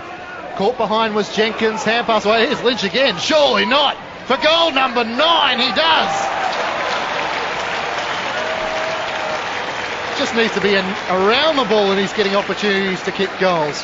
Tom Lynch with his 9th, and Adelaide lead by 78 points. 9 straight though. Yeah, well, we talk about the effectiveness of players. He's had 6 kicks this quarter and he's kicked 6 goals. Yeah, you're right. He doesn't look like missing them. He's just, this is just a day out. It's unbelievable. I told you there was no wind. Guess Buddy's 13 isn't looking all that far away, given we've still got a quarter and about 5 minutes to play.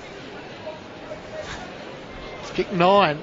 Yeah. Phenomenal afternoon. 3 marks, 6 kicks, 4 contested possessions for 6 straight goals. Thanks for coming, punters. And other stats too. They've played twice. They've beaten them by 46 and 119 last year as well, the Crows over the Giants. So let's hope it doesn't get too ugly for the Giants in terms of scoreline. Looks like it at the moment. McKay via hand. They've got the ball, point of the square as Thompson gets a 1,000th kick for him. He finds McKernan. Right half forward for the Crows. Eastern side of the ground. About 75-80 metres out from goal. This time the punch came from Giles. Defensive punch in front of Lynch this time. And he missed out on opportunity number 10. There'll be a bit of a roar. When was the last time an Adelaide player kicked 10? You'd have to go back to Modra, wouldn't you? Good question. Tony Modra kicked 13. Scott Hodges kicked 11. Modra's kicked 10 twice. And Darren Jarman, the only other Crow to kick 9 in a game. Chance though for the Giants to try and do something.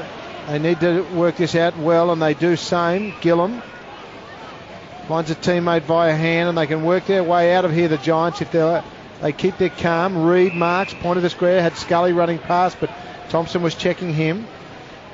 In the middle of the ground, Cornelio. Townsend to Reid. He's in trouble, decides to throw it away very quickly. Townsend again, Shield getting in there for the Giants, but Thompson too classy.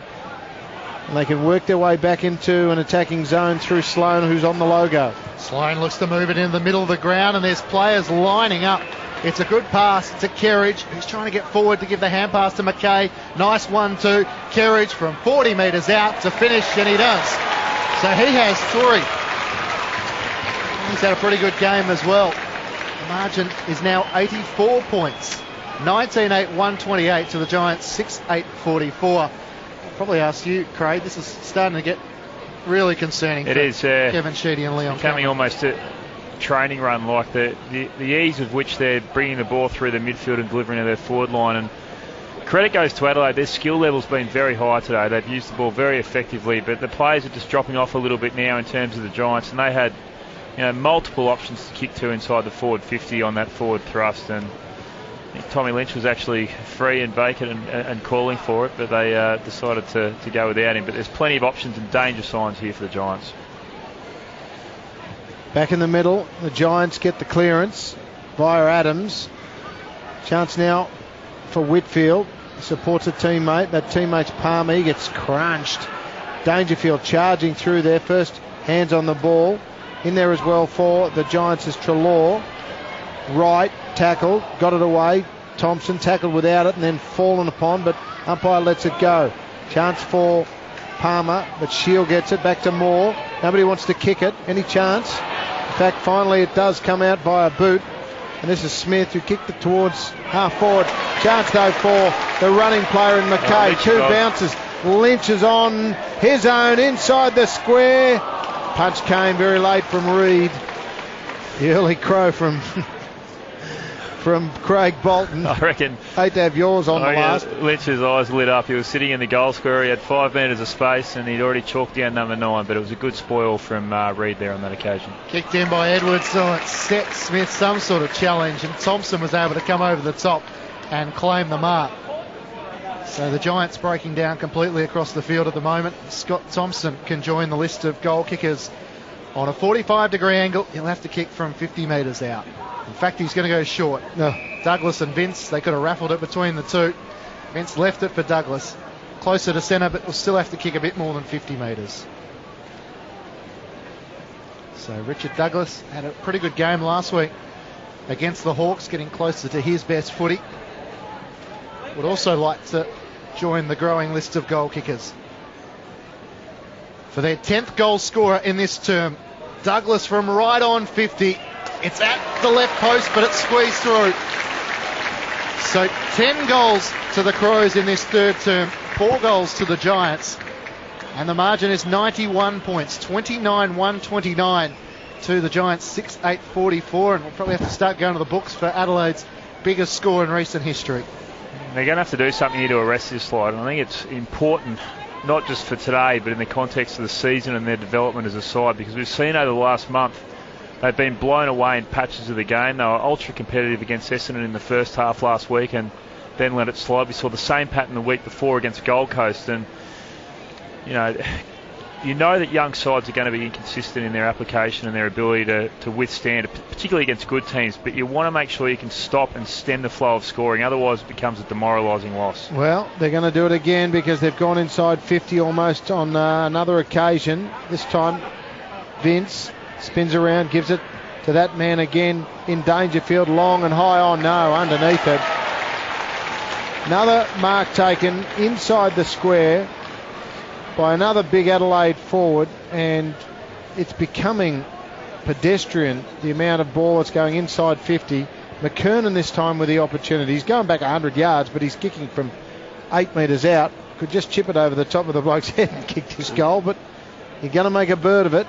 And I dare say he's got signs to try and hit the new scoreboard. He gives it plenty straight over the goal umpire's hat, never in doubt. Crows have 22 and the margin has just hit 97. 22 goals, 9-141. GWS 6-8-44 and the margin 97 points, and we've still got a quarter of football to go. Yeah, I think Bolts is right here. This is real danger signs now. I think, with the last quarter coming up, the Giants have just got to show some fight. The first 6 rounds have been pretty competitive, so we've just got to find a way here to ease the flow here. And I'd probably like to see, structurally a Giants midfielder or leadership person, say someone go around the back and set a seventh man in the back line and try and not let any more goals come in this last quarter. So it's just too easy going in there at the moment. The one-on-one contests are happening time after time and they're getting beaten at the moment. So if they can get some help and assistance down there structurally, it might help just, stem the tide for the time being. That would be B. Thornton, but he's sitting up here with us. Yeah. 33 minutes played in the third term. We've had 15 goals in this term. Problem is that 11 of them have gone the way of the Crows. Here's Green on half back. Gave it away to Reid. The lead comes out. Townsend through his hands. Good chasing being done by Whitfield, who got a boot to it and ensured it went across the boundary line. Another player, Whitfield, he probably had one of his better halves of the season in the first half. He really started to show his skill and his ability to find the footy, but he's drifted out a little bit this quarter, and when you get a whole heap of guys, maybe a dozen of them drift out of the game, you're seeing the result now. Free kick against Cornelio for a push before the throw-in had even occurred, so Lions to take the free kick. Free man in the middle of the ground, it's Laird. He marks, short chip kick to Van Berlo. Yeah. Good one-handed juggling mark with his left hand. Kick was almost a bit wide for him, but Van Berlo made it look good. Back in the Adelaide side. Kick inside the 50. Lynch one-on-one with Reid. Through his hands. Jenkins is the crummer. Hand pass over the top to Kerridge. Gives it away to Smith. Needs to get round an opponent. Hand pass to Kerridge from 50 metres out. Into the 50. There's Lynch again. Behind his opponent. Worked his way to the front. And it's just been that kind of afternoon for Tom Lynch. That was a mongrel kick that landed in his lap, wasn't it? Yeah, you have these days as a forward. It's 10 straight. This would be something. So to become the first Crow since Tony Modric kicked 10 goals twice. Tom Lynch. On the siren of three-quarter time, Lynch comes in and he missed it. All the build-up in the world and he managed to miss it. Oh well, 9 goals isn't bad for three-quarter time. So is that 9 goals won for Tom Lynch? So his first blemish of the afternoon. So what a quarter it was for the Adelaide Crows. They lead by 98 points at three-quarter time. 11 goals 2 in that term to 4 goals 1. And at three-quarter time the margin is 98 points. 22-10, 142 to the Giants. 6-8-44. The goal kickers. Tom Lynch has 9, Dangerfield has 3, Kerridge has 3, Jenkins has 1, Douglas has 1, McKay, McKernan, Sloan, Smith and Talia, the individual goal kickers. While for the Giants, 3 goals to Jeremy Cameron, 2 to Ward. Giles is the only lone goal kicker for the Giants. Three-quarter time here at the Sydney Showgrounds. Adelaide by 98 points. This is Grandstand AFL on ABC Local Radio, News Radio, Grandstand Digital and streaming online at abc.net.au/grandstand. Three-quarter time at the Sydney Showgrounds. Adelaide lead by 98 points, 22-10, 142 to the Giants, 6-8-44. And the highlights there, Tom Lynch, who had kicked 3 goals in the second term, then went on to kick 6 in that third term. It's been a storyline within a storyline. Coming up at the MCG this afternoon, it's Melbourne and the Gold Coast. To give you a preview, a good afternoon to Dan Lonigan. Afternoon, Matt. Happy Mother's Day to all the mums. Overcast here at the MCG. Still a little bit steamy, but the rain is coming. Not expecting, though, for it to come today, although looking at the situation overhead, it is a bit darker than I thought it would be, so we might get some rain a little bit later. This is a match that Melbourne just has to win. It's a match that Gold Coast also has to win. I would have thought plenty of heat in the kitchen for the coach of the losing team today, whether it would be Guy McKenna at the Gold Coast or Mark Neild at the Demons. A very young Melbourne side. They've got 14 players, less than 50 games. 6 players who played less than 10. Well, Gold Coast have got a number of players developing. All eyes on Gary Ablett, who's got a great record here at the MCG. The Demons just have to come to play. They've played a lot of games here at the MCG this year, haven't been competitive in some of them. They're okay in patches last week. The Gold Coast, they were poor against Fremantle last week. They need to make a bit of a statement as well. A very winnable game for both teams. Hopefully it's pretty tight. And looking at at the situation at the moment. Aaron Davey has come into the Melbourne side, which will certainly help their cause. He is a late inclusion for the Demons. They certainly need him in their side, with Tom McDonald, the man going out of the Melbourne side. No one here at the moment. Hopefully the crowd will build up, but we look forward to what should be, and hopefully, Matt, will be a close match later this afternoon in the twilight here at the MCG. Thank you, Dan. Dan Lonning at the MCG for Melbourne and the Gold Coast. We'll take you there at the conclusion of this match. Brett Thornton and Craig Bolton, your thoughts to three-quarter time. Well, it just went away from the Giants in that quarter. The Crows came out. They got their ascendancy probably in the second half of the second quarter. They started to get the ball rolling, and it was one-way traffic that quarter, apart from the individual brilliance of Jeremy Cameron. He kicked 3 goals. He was the sole resistance, if you like, on behalf of the Giants. But it was all too easy for the Adelaide Footy Club. They worked through the midfield. They've run well. They've used the ball well, but they haven't had a huge amount of pressure to contend with. And going forward into their forward line, they've taken a huge amount of marks. I mean, Lynch has been the main person there to be able to do that. But we saw last week the Giants defenders conceded 3 times the amount of marks in their forward 50 compared to their opposition, and I imagine the stats would be something like that today. There's not enough pressure coming through the midfield, and then the Adelaide players are able to spot up their men. We had multiple goal kickers then, and Lynch has probably been the talking point. I mean, missed that goal, Brett. You'd never miss that, a classic defender having that shot from 20 metres out in front, but to kick 10 straight, missed it right on the buzzer, but he's still got a quarter to go, and he's looking pretty dangerous and threatening up there. Yeah, he sure is. He just got the nerves, I think, on that 10th one. It'd be an incredible effort kicking 10 straight. But yeah, you're right. He's been a really good target up there. Jenkins, Dangerfield when he's deep. McKernan's been good. Port Pleasure. It's a pretty formidable forward line now, even without Walker. So Adelaide lead by 98 points. The final term underway. Sam Jacobs wins down the tap. Thompson after it. Giles following up. In there, trying to get the clearances. Williams for the Giants. Hand pass up and down in the air. Ward had it for a moment. McKay knocked it to the advantage of the Crows. Douglas soccers it forward. Shields is there, fighting hard and continuing to still do his best. Hand pass away. Well done by Adams, who found Treloar. Tied up against the boundary line. Palmer receives the hand pass. Long kick to Green. 2-on-1, and Brown able to take the mark with Kerridge for support. Left half back for the Crows. Kick into the middle of the ground. Mark taken by McKay. Has Otten at true centre half back. All the runners are on the broadcast side. Opts for the shorter option. It comes to Lyons. Has Van Berlo. This is some loose checking. He can poke it over the top to Lynch, and he does so. It's good ball movement by Adelaide, but just not enough pressure from the Giants. And it's in fact Jenkins who's taken the mark on a tight angle. He'll have to start from effectively the first row of the chairs and see if he can work the angle. So Josh Jenkins from about 40 metres out, a hop and a skip, he comes in, puts it out to the left, it works back nicely, and he's kicked it.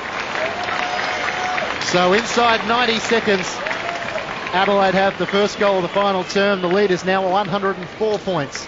23-10, 148 to the Giants, 6-8-44. And I guess, Brett, the hard question to ask you on your debut on ABC Grandstand as a Giants player, how hard is it to watch this? Yeah, no, it is hard. You know, as I said before, we've been competitive in the first 6 weeks, and Leon and Sheeds will be pretty disappointed with this. We've just got to make sure we can, set small goals in this quarter, hopefully score Adelaide and get a bit of respectability back into it. Well, it wasn't the ideal start with the Crows getting the first goal after just 2 minutes. Biggest winning margin against the Giants, 162 by Hawthorn. One would hope that we're well short of that this afternoon, but they're into attack again, the Crows. Kerridge, who's got a ton of the ball so far. The running Thompson got some attention as he took that mark. It was a very strong mark in the end, despite the attention.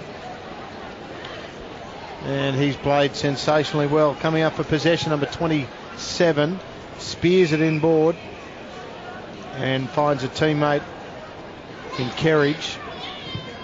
He goes the lead, and the mark is taken by Dangerfield. Just outstanding. Just the body work. Like, probably 5 metres from where the ball was going to land. He stuck out the one mitt, and I'm not sure who his opponent was. I think it might have been Kennedy in that situation. He just fended him off and then had a launch at the ball. But there was no chance, Kennedy. I mean, Dangerfield's that strong and that powerful in that situation. He'll do it to a key defender, let alone an emerging youngster. Going to kick from actually outside the boundary line, and just how good are they going? They could kick it blindfolded at the moment. 2 goals in the opening 3 minutes. Dangerfield gets his 4th for the afternoon. Normally a good day, but it's rather insignificant when you line it up against the big man Lynch, who has got 9. But Dangerfield himself has kicked 4 goals too. And you remember, boys, kicked those opening 2 behinds in the first quarter. Has kicked 4 straight since then. It's 24-10, 154. Giants 6-8-44. The margin is now 110 points. It's been good to watch Dangerfield. You mentioned these pockets are pretty deep, and you get a good look, Brett, but we've seen the last 2 kicks from well outside the boundary line slotted through from there. Yeah, it's an unusual dimensions, this ground. I'm not surprised they've gone back and had a look at them, because it does open up the goal face. And guys, quickly too, unusual interchange. You're actually right next to each other and there's no divider. They can see each other. It's a very awkward interchange down here between these 2 teams. So Adelaide with another clearance, and Lions inside the 50 finds Jenkins. Short pass, at full stretch, almost a mark claim. Good work by Kennedy, running back with the flight. Hand pass into the path of Ward. Thompson comes up with it though for the Crows from 55 metres out. Dangerfield at full forward. Moore nudges him underneath the contest. Dangerfield still after it, tied up against the boundary line. Almost got it to McKay. Now a hand pass away. Short pass to Jenkins, not far enough, play on.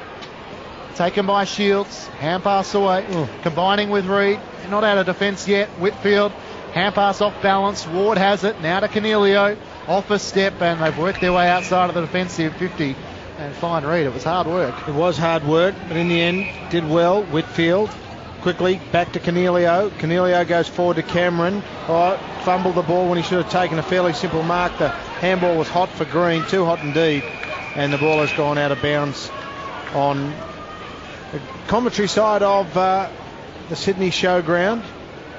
Just need to settle here a bit. The Giants looking a bit scrappy and a little bit losing a bit of composure when they've got their footy in hands. They've got to just make sure they settle now, and when they get the ball, make wise decisions with it. Yeah, well, hard to do at the moment, but they're trying their best. Townsend, ball turned over though by hand, ends up with Shield, who's doing very well. In fact, it was Williams across to Palmer. Now's a chance for Cornelio. Runs into an open goal and just shanks it poorly. Poor finish. Would have been a nice little confidence boosting goal for Cornelio, who had a great year last year. Also one of these players struggling with a little bit more attention in 2013, but a minor score, 6-9-45.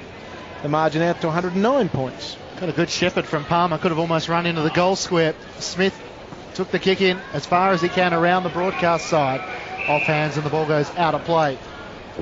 A throw in right in front of the Crows bench. Both subs have been activated. Lions is on for Ben Rutten. Game 201. And Team Brogan with an unfortunate injury in the 3rd term, and Zach Williams into the game. Thrown back in. Giles in front position. Tapped it down, but straight to Sloan. Thompson for the Crows. Hand pass to Riley. Hand pass over the top to Vince. Almost run down by Smith. Well done by Ward. Received it from Palmer. Hand pass to Smith. He's well tackled by McKay. In the middle of the Sydney Showgrounds. Adelaide with the weight of numbers. Van Berlo. Good spin by Lions. Out of trouble. Dangerfield at full forward. Went up early. Moore nudged him underneath the ball. Running back, tied up against the boundary line. Has to kick as far as he can. The target will be Townsend. Vince goes back. Almost claims the mark. Off hands. And the ball goes out of play. A throw in on right half forward for the Crows. They lead by 109 points.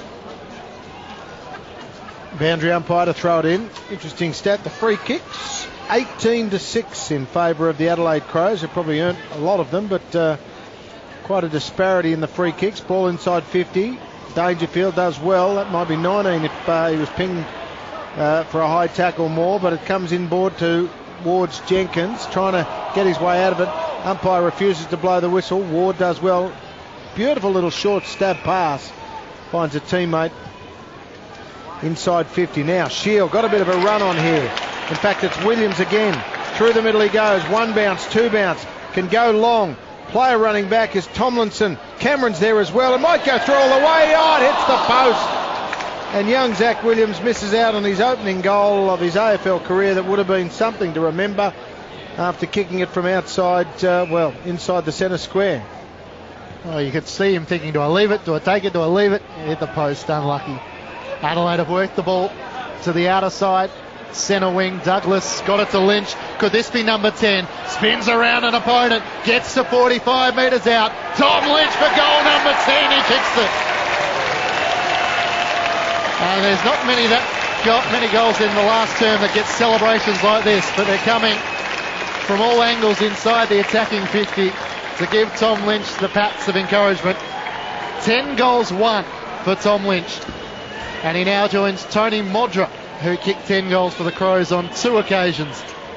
What an afternoon. Adelaide by 114, 25-10, 160 to the Giants, 6-10-46. Probably had Rory Sloane on then too, but saw that? There was no way he was giving that off, particularly after that last miss at the end of the third quarter. But, full credit to him. He's done it all today. He's converted when it counts, and he's been deadly accurate in front of goal. Yeah, and I think there's more to come the way they're going at the moment as McKay gets it out wide, comes to Kerridge. He's had a great game as well. Get the 3-2-1 from the boys shortly. Again, McKay did beautifully well. Bernie Vince as well, got a 1-2 back. Now finds himself in a bit of strife. Still there is Paul Pleasure from outside 50 off the one step towards Jacobs in the goal square, but it beats everyone over the goal line, and we'll have a minor score, 25-10, 160. Margin out to 100, and in fact it's 25-11, 161. Margin to 115 points. Yeah, a lot of tired boys out there now. I think the heat's becoming a bit of an issue. It's pretty warm winter's day up here. Yeah, it looks that way, doesn't it? They're falling off a lot of tackles at the moment, Giants. They look ruthless at the moment, the way the Crows are going about it. They're steaming forward and they're just pushing through and almost bullying them in the one-on-one contests. Ward chipped the ball over the top to Treloar, received it back by hand. Callum Ward runs his way out of the defensive 50. And a nice pass to Josh Bruce. Been pretty good today, Bruce. Had the match up on Jenkins for a lot of the day, but one-on-one in the contest, he's been a positive sign for the Giants. Look at that. From left half back, it wasn't a bad kick for Lockie Whitfield. It just sat in the air a little bit and allowed Dangerfield to come in and punch it out of play. So a throw in right below our broadcast position. Adelaide by 115 points. Thrown back in. McKernan doing the ruck work, won the tap down. The Giants nudge it forward. Smith tried to tap it to a teammate in Adams, but Dangerfield got in the way. Riley with a kick on right half back to Sloane. Otten is running hard through the middle of the ground. That's the direction he goes. Good work by Reid just to halt the run. Otten forced to push back behind his mark. Here comes a long lead from Lynch. Oh, he took his eye off it for a moment and lost it. Now becomes the tackler on Core. And we should have a bounce on left half forward for Adelaide. 11 minutes played in the final term. Quickly thrown back up. Either ruckman get a clean tack at it. It's going to be a free kick for a hold going to Rory Sloane. Now Vince has just come on from the bench. He goes shorter than that, and Luke Brown takes the mark. He's thinking about going short to Vince. He does. And Bernie Vince, no one stands the mark, so he dawdles to 48 metres out, and he kicks the goal as well. So Bernie Vince with Adelaide's 26th goal. Just his first goal of the afternoon. They're 26-11, 167 to GWS, 6-10-48. The margin 121, 12 minutes played in the final term. Just some loose checking there once again. They really are looking a bit tired at the moment, the Giants, and you hope they can finish this off, because you've got to take something out of these matches. It's like we said before, it's a long season, a lot of young developing players. Probably most of their young guys have probably been off their game today. Well, that's probably not fair. Some of their guys have actually contributed well, but they haven't had enough people pulling in the same direction, and you'd hope, given the last dominance of the last 2.5 quarters, that they can come through and finish off. And Craig, considering Hawks next week, you can't be too deflated. You know, they've got to get some positive out of it. Absolutely. I was about to mention that same thing as Treloar gets them inside 50. Tomlinson tackled. Plenty of players in there trying to help out, but the Crows can clear this through, looks like Laird, and they go away again, the Crows. Screaming through towards Sloane, who's got some support over the top if he wants to use his captain Van Berlo, but he's got support inboard. A bit leery though, the Crows. This is the danger period where they're trying to get a bit too flashy. Umpire says finally a free kick, and it'll go the way of the Giants. The Rye cheers from the crowd. It'll go to Townsend, who's worked hard all afternoon. Can find more in the middle of the ground, but shielded his eyes from the sun and basically let the ball go. And Thompson can come away with this from the Crows, but they do well via Gillum. They can come away with it. Scully, who's had a quiet afternoon, wheels it onto the left foot in towards Green, who dropped the mark. McKay for the Crows, back to Laird, and away they go again. This time via a kick that lands in the hands of Thompson. Scott Thompson has the ball on right half back. Goes very short to Vince. Called to play on. Great kick. Long kick. It's a perfect pass to Sloan, who had the option to play on, but all pushed back behind his mark. Lynch wants it. Kicks into his space, and it's a nice pass, and he's able to take the chest mark. Gillum made up good ground, but it's a nice mark to Tom Lynch. He'll go back and try and kick his 11th goal of the afternoon. Beautifully weighted kick that, just let in the space and just put it out. Didn't break stride, Lynch. We've seen it a lot today, haven't we? That coast to coast, that ability for Adelaide just to hit those targets and be really precise with their kicking skills. And probably the pressure hasn't been there, to be fair, from the Giants defenders across the ground. But some great kicking exhibition today. So Tom Lynch on a 45-degree angle comes in for his 11th goal. It misses to the right-hand side. 11 goals to Adelaide by 122 points. Doesn't sound as impressive if you kick them 0, does it? I reckon you're harsh. I am. That's okay. Harsh but fair. As Kennedy kicks it wide for the Giants to a contest that favours the Crows, and it's Douglas who does well. Gets it back inboard. They can load up again, the Crows, and they do exactly that. And taking the mark, Bernie Vince just outside 50. They are dead set queuing up, the Crows. Outside this side of the ground, you had Laird, you had McKernan, and Vince says no. Not beyond him here. He's a very long kick. I've kicked 1 today. I want to try and kick 10. So I'm going to go bang and kick it all of 60 straight through the middle. And as predicted by Brett Thornton, a goal to Bernie Vince, his second of the afternoon. They lead 27-12, 174 to 6-10-46 margin, 128 points. And Shannon mentioned Hawthorn next up, but what about after that? West Coast, Carlton and Geelong. Yeah, it's a pretty tough draw, isn't it, in terms of, people have spoken about Brisbane have got a tough 6 weeks coming up, but for the Giants, they certainly do.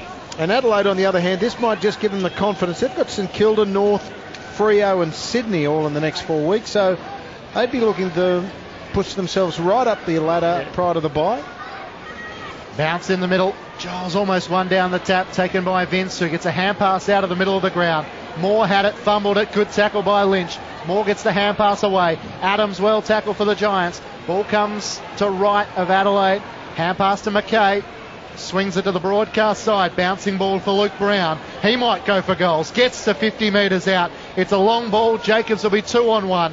It's across the face. It stays in play. Gillum gave it to Moore by hand. Tied up against the boundary line. Long kick out of defence. Williams trying to keep it in play. Well done by Williams, in fact. Beat 2 opponents. Went backwards by hand to Treloar. Now to Green. Treloar with a short chip pass that finds Scully. And he can hand pass it to centre half back to Ward. Trying to find the right path forward. Gillum. Short pass to Cornelio. Now to Treloar through the middle of the ground. Long kick to full forward. Almost a attempted tap down by Reid. Now chases after the loose ball. Kerridge and McKernan tackle him. Ball underneath those men. Trying to knock it out. The Giants have numbers at the contest. Brown knocks it back in. Riley comes up with it for the Crows. One way, then the other. Hand pass to McKernan. Chips it back to fullback. And Laird's able to take the mark. And Laird can go wide to Smith. Plenty of opportunities long with Douglas. But they're going to spotted something? Oh, no, they were on there. The Giants did pretty well to slow them up because they had 2 and 3 on the overlap there. Luke Brown marks just outside the 50-metre arc. Crows end of the ground. Goes back to a genuine fullback. And they're just taking their time here, the Crows. McKernan marks. Nobody in really any hurry at all. 17.5 minutes gone, and he finds Dangerfield. That's a bit of a lazy pass. And chipping in with a punch was Cameron, who did defensive work and knocked the ball out of bounds. Left half back for the Adelaide Crows. Margin still low, 128 points. Remember that record, 162. Looks fairly safe, but the Crows extending their record. It was 119 when they beat GWS at the Showgrounds here last year. Giles one down the tap, but Dangerfield after the loose ball. Tackled well by Ward.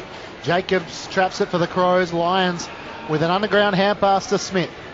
Decides to go by hand to Lyons. Hand pass over the top to McKernan. From the outer wing, kick to half forward. Good mark taken by Shield. In front of McKay. Long kick inside the 50. Talia and Cameron 1-on-1, but it's 3-on-1 the way of the Crows. Taken by Smith. Gave it to Douglas. Most players have just about come to a stop. Good mark taken by Wright. Inside the middle of the ground. Now Luke Brown's been looking for a goal a couple of occasions. Instead goes short. And out comes Jenkins to take the mark. Been good today, Wright. Involved in that set-up play, and he's been involved in a lot of forward thrusts today for the Crows. He's had, 4 or 5 clearances. He's had a fair bit of the footy, 25 disposals. Been one of the many dominant midfielders for Adelaide today. So Josh Jenkins on a bit tighter than a 45-degree angle. Kick from about 40 metres out. Has a couple of goals so far this afternoon. Jenkins comes in, starts it right, works it left beautifully. And another goal to the Crows. Jenkins with his third. The margin 134 points. 28-12, 180 to GWS. 6:10:46, and the attendance is 5,830 at the Sydney Showgrounds this afternoon. Not very good, Matt, too, and it's a capacity of 25,000, so that's probably why you can't see many from where you guys are sitting. Lot to do on Mother's Day, Shannon. You got to remember that. Yeah, the netball wasn't too far away either, which was good. So the Swifts playing the Vixens, which the Vixens won, is in the Olympic Village, which was not too far away from here either. So yes, a lot of sport even just in this precinct. Just on netball, the Adelaide Thunderbirds 49 defeated the West Coast Fever 47 at a full-time score. I reckon the locals, maybe they should have played the netball here. Probably had plenty more to cheer about at the moment. But we're back underway, and chance for the Giants. Ball inside their 50, but Kerridge for the Crows helps it out. This is Smith. He's got some support. Thompson gets a shepherd from Kerridge. Decides to go back via foot and gets it to Riley. Riley spots up Otten, and Otten takes the mark. Chip over the top to Laird. He can go over the top again. Come outside this side of the ground. Parramatta side of the ground. Western side to Brown. Short pass is good. And a bit of body work there, but probably lucky to get away with it. The GWS defender, but Lyons takes the mark. Genuine centre wing. Goes short. Finds Van Berlo. Shield on the mark. Scully told to move. Whitfield as well. Umpire calls it to play on. Van Berlo. Pass really not good. Mark is taken by Gillum, who decides to quieten it down. Tells the players just to calm things down. 134 points. Crowd 5,800 odd. And hasn't been a happy Mother's Day for the 20 odd mothers of the Giants players, that's for sure. And the loudest at the moment, I don't know if you can hear some barking now, and that's actually Kevin Sheedy down here on the bench. Yeah, well, get the mic close to him. There's a good marks taken by Taylor Adams. And he gets the applause of the crowd. Reid on the burst. Should be able to take this running back. Umpire says no. Good spoil from Van Berlo. Then he gets tripped. Vince is in there to help. So too is Dangerfield. Gets the 1-2 back, and away go the Crows again. And the kick inside the 50. Jenkins with a big fly. Doing the crumbing was Kennedy for the Giants. Kick to half-back. Canelio takes the mark at right half-back. There's plenty of numbers in the middle of the ground. He's trying to get on his right foot. Instead chips it over the top to Tomlinson, who marks centre wing on the eastern side. Just see the exhausted players. There's not much running. One right below us is Reid, who's just struggling, so the trainers will come out to him. The Giants with the ball. Short pass to Scully. in the middle of the Sydney Showgrounds. Now reads okay, so he's going to receive the ball at left half forward. Gets to 50 metres out, goes with the right boot. It never looked good off the boot, and it's out on the full. Missed to the left-hand side, and in frustration, he punches the turf, and it probably sums up the Giants' day. Adelaide by 134. Okay, as Kerridge gets it by hand, then decides to offload. Jacobs has dead set got a paddock. Ball was a bit too hot. Green burst on it off the bench, then shorts up a pass infield. Chance for the Giants. This time it was Whitfield who missed it, and the Crows are away here again. Receiving it via hand is McKay. Has one bounce. Needs to have another. Runs his full distance. At the back, Jenkins takes an absolute hanger and then just wanders into goal. And if you had to wait till 24 minutes into the final quarter for a highlight of the day, that might well be it, because that was something special. Jenkins gets his 4th. The Crows get their 29th. And we're out to 140 points, but that was well worth a watch a couple of times over. Bolts? Well, yeah. Poor Josh Bruce, he's actually done well. We've spoken about him today. He's been matched up against Jenkins, and he's battled manfully. And as a thank you for that, he's got a knee in the back of the head and has actually come on with the blood rule. But elevated himself, terrific mark, and once again, just that quick, clinical ball movement through the centre of the ground, and pretty hard to be one out in those situations. A fair leap, though. Certainly was. Bolts is right. He's bleeding profusely from the head. Probably is going to get 10 stitches in the head there. So nice little souvenir for the day. So Adelaide with 18 goals 4 in the second half to the Giants. 4 goals 4. Another clearance the way of the Crows. Flying high was Gillum, punching it down in the defensive 50. Adelaide with all the chasers. Van Berlo 50 metres out, squeezes a kick. Just offline, missing to the right-hand side, and a minus score. I've been so impressed with the way Adelaide's seen this game out. They've been like a dog with a bone. They just have not relented. They have not taken their foot off the pedal. And you so often see when teams are dominating, they'll let a few easy goals come in, but it hasn't been the case. They pushed on and pushed on and pushed on, and just been a dominant display for particularly the last 3.5 quarters. 141 the lead into time on in the final term. Gillum went short to Moore. Now to Toby Green. Swings it to right half back. It's a good kick. And the mark is taken by Tomlinson. Looks around the eastern wing. Shield is the target. He marks in front of Paul Pleasure. Swings immediately onto the left-hand side. A bounce in the middle of the Sydney Showgrounds. Waits for the leads to come. Long kick to full forward. Kerridge one-on-one, almost. Williams is around him. Hand passes to himself. Running towards the left forward pocket. Couldn't control it. Talia gets it for the Crows. Hand pass from Kerridge almost straight to his opponent. Giants trying hard. Picked up by Giles. Little hand pass to Williams. Now hand pass out to Treloar. The snap across his body and he's kicked it. The Giants' first goal of the final term. The margin is 135 points. Really good finish there by Adam Treloar. He's another one of these youngsters at the Giants with so much poise and balance, and he's got a big future as well. Beautiful both sides of the body, and a bit of reward there late in the game. Yeah, he's a gun, isn't he, Treloar? He worked his way into the game today. Probably in the first half didn't see too much of him, but he's up to 23 disposals now. Probably only had 7 or 8 up to half time, so he's slowly worked his way into the game, and very smooth customer when he gets the ball in his hands. Up until that, the Crows had kicked 13 goals in a row, and the Giants kicked their first for the term, and Giles takes it out of the ruck contest, and as far as Palmer, he finds himself up forward, still on Dangerfield duty, but they break away here. Van Berlo, Jacobs, Dangerfield again. He gets the bounce, he'll wheel it onto the left or right foot. He does same, slipping over at the vital stages, play for the Crows, and Scully can work it back for the Giants via Moore. Gillum over the top, puts a teammate under pressure. The mark is taken far side of the ground, and the Giants with Adams doing well. Most of the ground bathed in, not bathed in sunshine anymore. It's more shade, just a little corner pocket with the sun in it, as Treloar takes a mark, and the Giants still trying to work their way out of their defensive arc. That kick is not good. Palmer got the bounce he needed. Can chip over the top or go back by hand. He does to Gillum. This spells danger. These situations always end up poorly if they continue this way. Moore has it in front of his defensive goal. Dying stages of this match. Long kick looking for Whitfield. Should be able to keep it in, tied up against the boundary line. He does. Around the eastern wing. Kick looking for Smith.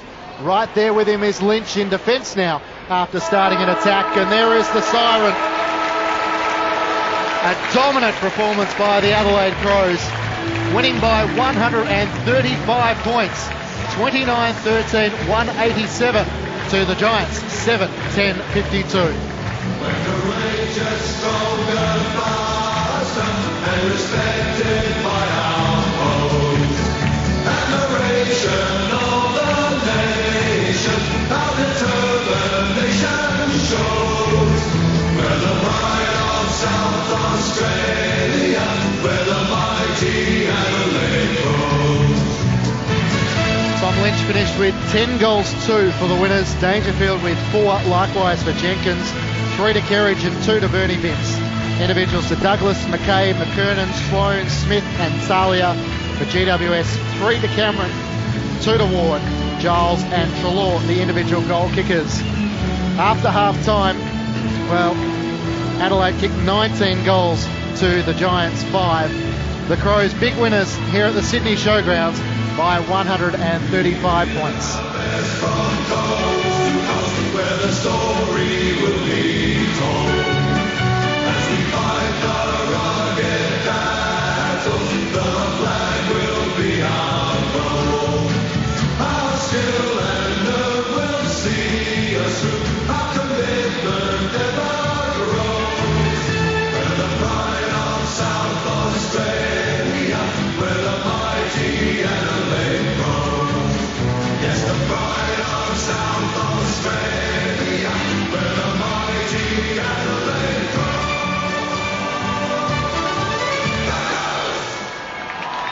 An impressive win by the Adelaide Crows. But the Giants will be part of the story in this afternoon's result. Craig Bolton and Brett Thornton try and sum it up for us. Well, it was, in the first instance, in the first quarter, it was a pretty even affair. And while the came in at quarter time and Adelaide were up by a few goals, the Giants had a lot to be pleased about, but from then on it was one-way traffic, and it was a comprehensive win in the end. They were outclassed in all areas of the game, the Giants, and I remember speaking at quarter time and we were analysing the statistics, and it was pretty even across the board. And you have a look at one of the statistics now: 434 disposals to Adelaide, 320 to the Giants, and that tells the tale. They just could not get their hands on the footy, and when Adelaide had their hands on the footy, they were impressive. They used it well.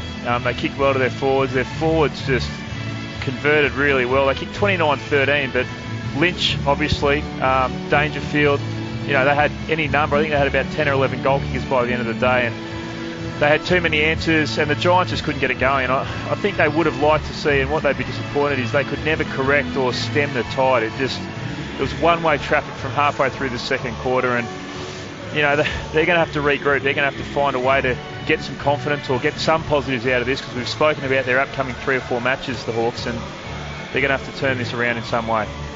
Yeah, I think what Sanderson will be most pleased about today as well, they didn't stop. They kept the foot on the throat the whole day, and you know, winning every quarter, and then to win by 135 points in the end. I think that's probably what he'd be most pleased about. And they can take a lot out of this, Adelaide, I think. Yeah. You know, GWS, they're an emerging side. They've got some great young players, but Adelaide look really skillful going forward. They converted well. Their structures were great around the stoppages. They didn't have any weak plays, if you like, on the ground. And, you know, coming off to a pretty patchy start to the season, there's been a lot of talk about what's their avenue to goals going to be, how they're actually going to kick a winning score. And today we saw some answers in that respect. We saw Lynch bob up. We saw a lot of other people floating through there in Dangerfield and Portpleasure looking dangerous at times. And they look like a good side. They ran well and they used the ball well. Well, that's the other thing about this. The games like this play other teams into form. They were good against Hawthorn last week, didn't get the points, and then all of a sudden you win by 160. You know that you're playing well. You just need things to click. And today everything,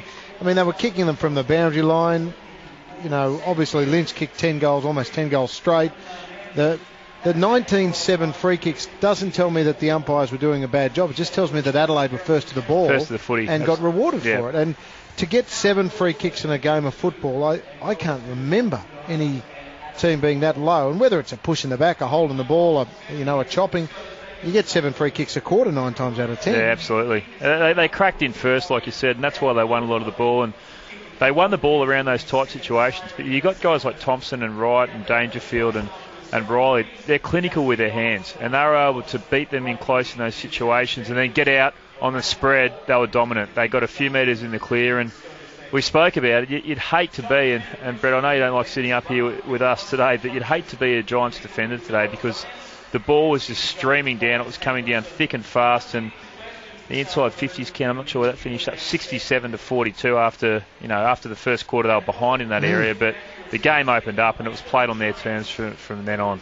Yeah, you're right. Thompson, Riley and Vince, that sort of wave running, that two-way running where they get forward but then they get back hard, and then, they just had so much time through the midfield. And you're right, there was a silver service to Lynch and Jenkins and Paul Pleasure and those sort of blokes all day. They were certainly licking their lips. Makes you want to go over to Adelaide just to be a part of one of their training sessions, just to get it, lace out every single time. Absolutely. Because that's what they would just train day in, day out doing. And when it comes off like today, it's great to watch. So all credit to Adelaide. They were very, very good, even though they were challenged at times, but not the second half. It was all one-way traffic. So it's the 4th biggest win by the Crows in their history. 135 points the final score. 29-13, 187 to the Giants, 7-10-52. Some of our news radio audience departing in 8 minutes or so time. And then for the rest of our audience, we'll join the MCG for Melbourne and the Gold Coast Suns very shortly. In the NRL, the second half, the Newcastle Knights 38 lead the Canberra Raiders 14. Great to see them do that against a side like GWS, but push forward against a better defensive lineup when they don't get the space and there's not as many. Well, they haven't got any big guns. They haven't got Tex Walker. They haven't got Tippett for the moment. Obviously, no Walker.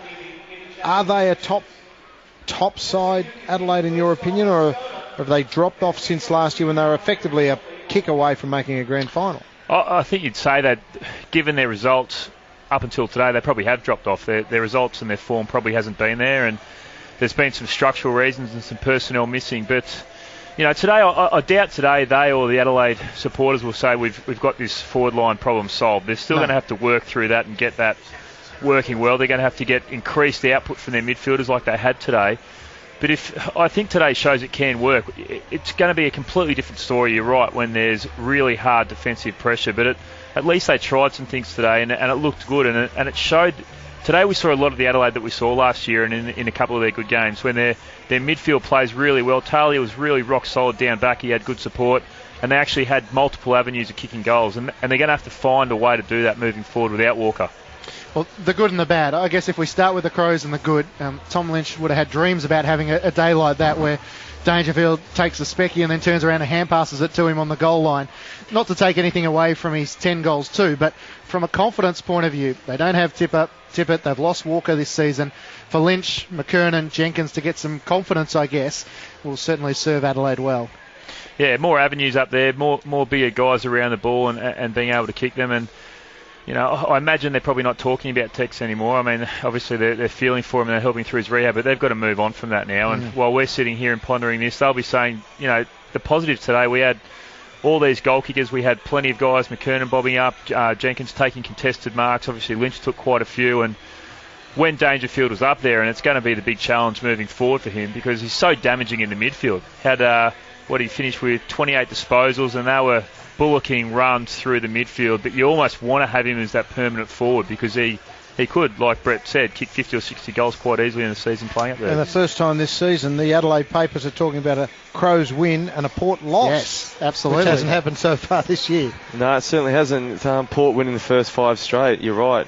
So it's a bit of a turnaround for that city. But, going forward, I think Adelaide can only take confidence from this. As we said, some of their lesser light forwards really showed a bit today and give them a lot of confidence going forward for the rest of the year. So, they're in pretty good shape. Although they're 3-4 probably doesn't suggest that. They were good against Hawthorn last week and then more momentum this week, pushing forward. So, some good times ahead, I reckon, for Adelaide. So, Craig, how does Kevin Sheedy and Leon Cameron go about assessing this performance? Do they simply move on? Do they reflect on it after the game? After a promising first half against the Bombers, today it just didn't happen after half time. Yeah, well, I guess over the last month they've shown that they'll probably put 2 or 3 good quarters together, and then they've had a lapse like they did against Essendon last week and against Gold Coast in the last quarter a couple of weeks ago. But today it was more about 3 quarters they really faded out. They could only really put little patches together, so that's a worrying sign for them. I think they're a young side. They're going to be inconsistent in terms of being able to play full 4 quarters every week, but the disappointing thing today is they didn't really give a yelp for much of the game. So, it's probably the toughest gig in the coaching book, I'd say. If you're a Sheedy and you're a Leon Cameron, you're trying to manage confidence, you're trying to make these kids keep developing and keep taking the game on. But when you walk off the ground and you've been belted by 130 points, big challenge for those guys to get them up. 3-2-1. I'm glad I'm not doing it. For some of our news radio audience who are about to depart, Craig, I'll give you a chance to ponder that. Maybe, Russell, just run through the leading possession getters, and then we'll get Craig Bolton's votes for the ABC Footballer of the Year. No surprise, leading possession getter on the field. 21 kicks, 11 handballs, 32 disposals, 8 marks, Scotty Thompson, 8 inside 50, 12 contested possessions, and just an outstanding performance all around. Dangerfield with 20 kicks, 28 possessions, 16 of those contested, which is outstanding. Kicked 4 goals too after missing his opening 2 shots and goal. Couple of tackles, just all round terrific. Riley, Wright and Kerridge. Kerridge had a wonderful game, all with 27. Vince with 26. And for the Giants, Treloar did well with 24. Callan Ward battled all day, got a fair bit of attention, 22, and kicked a couple of goals. Green and Adams also. I thought Adams was pretty good as well with 22. Probably if you pulled out a 3-2-1 just from the Giants, I'd probably have Adams on top of the list. Yeah, absolutely. I'd agree with that. Unfortunately, that's not how we do it. We do it for the best on ground. And I'd have won a few more if that was how we did it, let me tell you. It was all Adelaide today, so 3 votes. I don't think I can go past Tom Lynch. He, what did he end up? 10 goals too. Probably could have kicked a couple of more. We would have thought he was the way he was kicking early, but he had 21 disposals and he actually looked lively up there. I think that's a promising sign for Adelaide. Not the fact that he kicked 10 goals, the fact that he was there when it was to be won. He had 11 marks. Probably, I dare say over half of them were contested. So a good focal point. 3 votes to him. 2 votes to Paddy Dangerfield.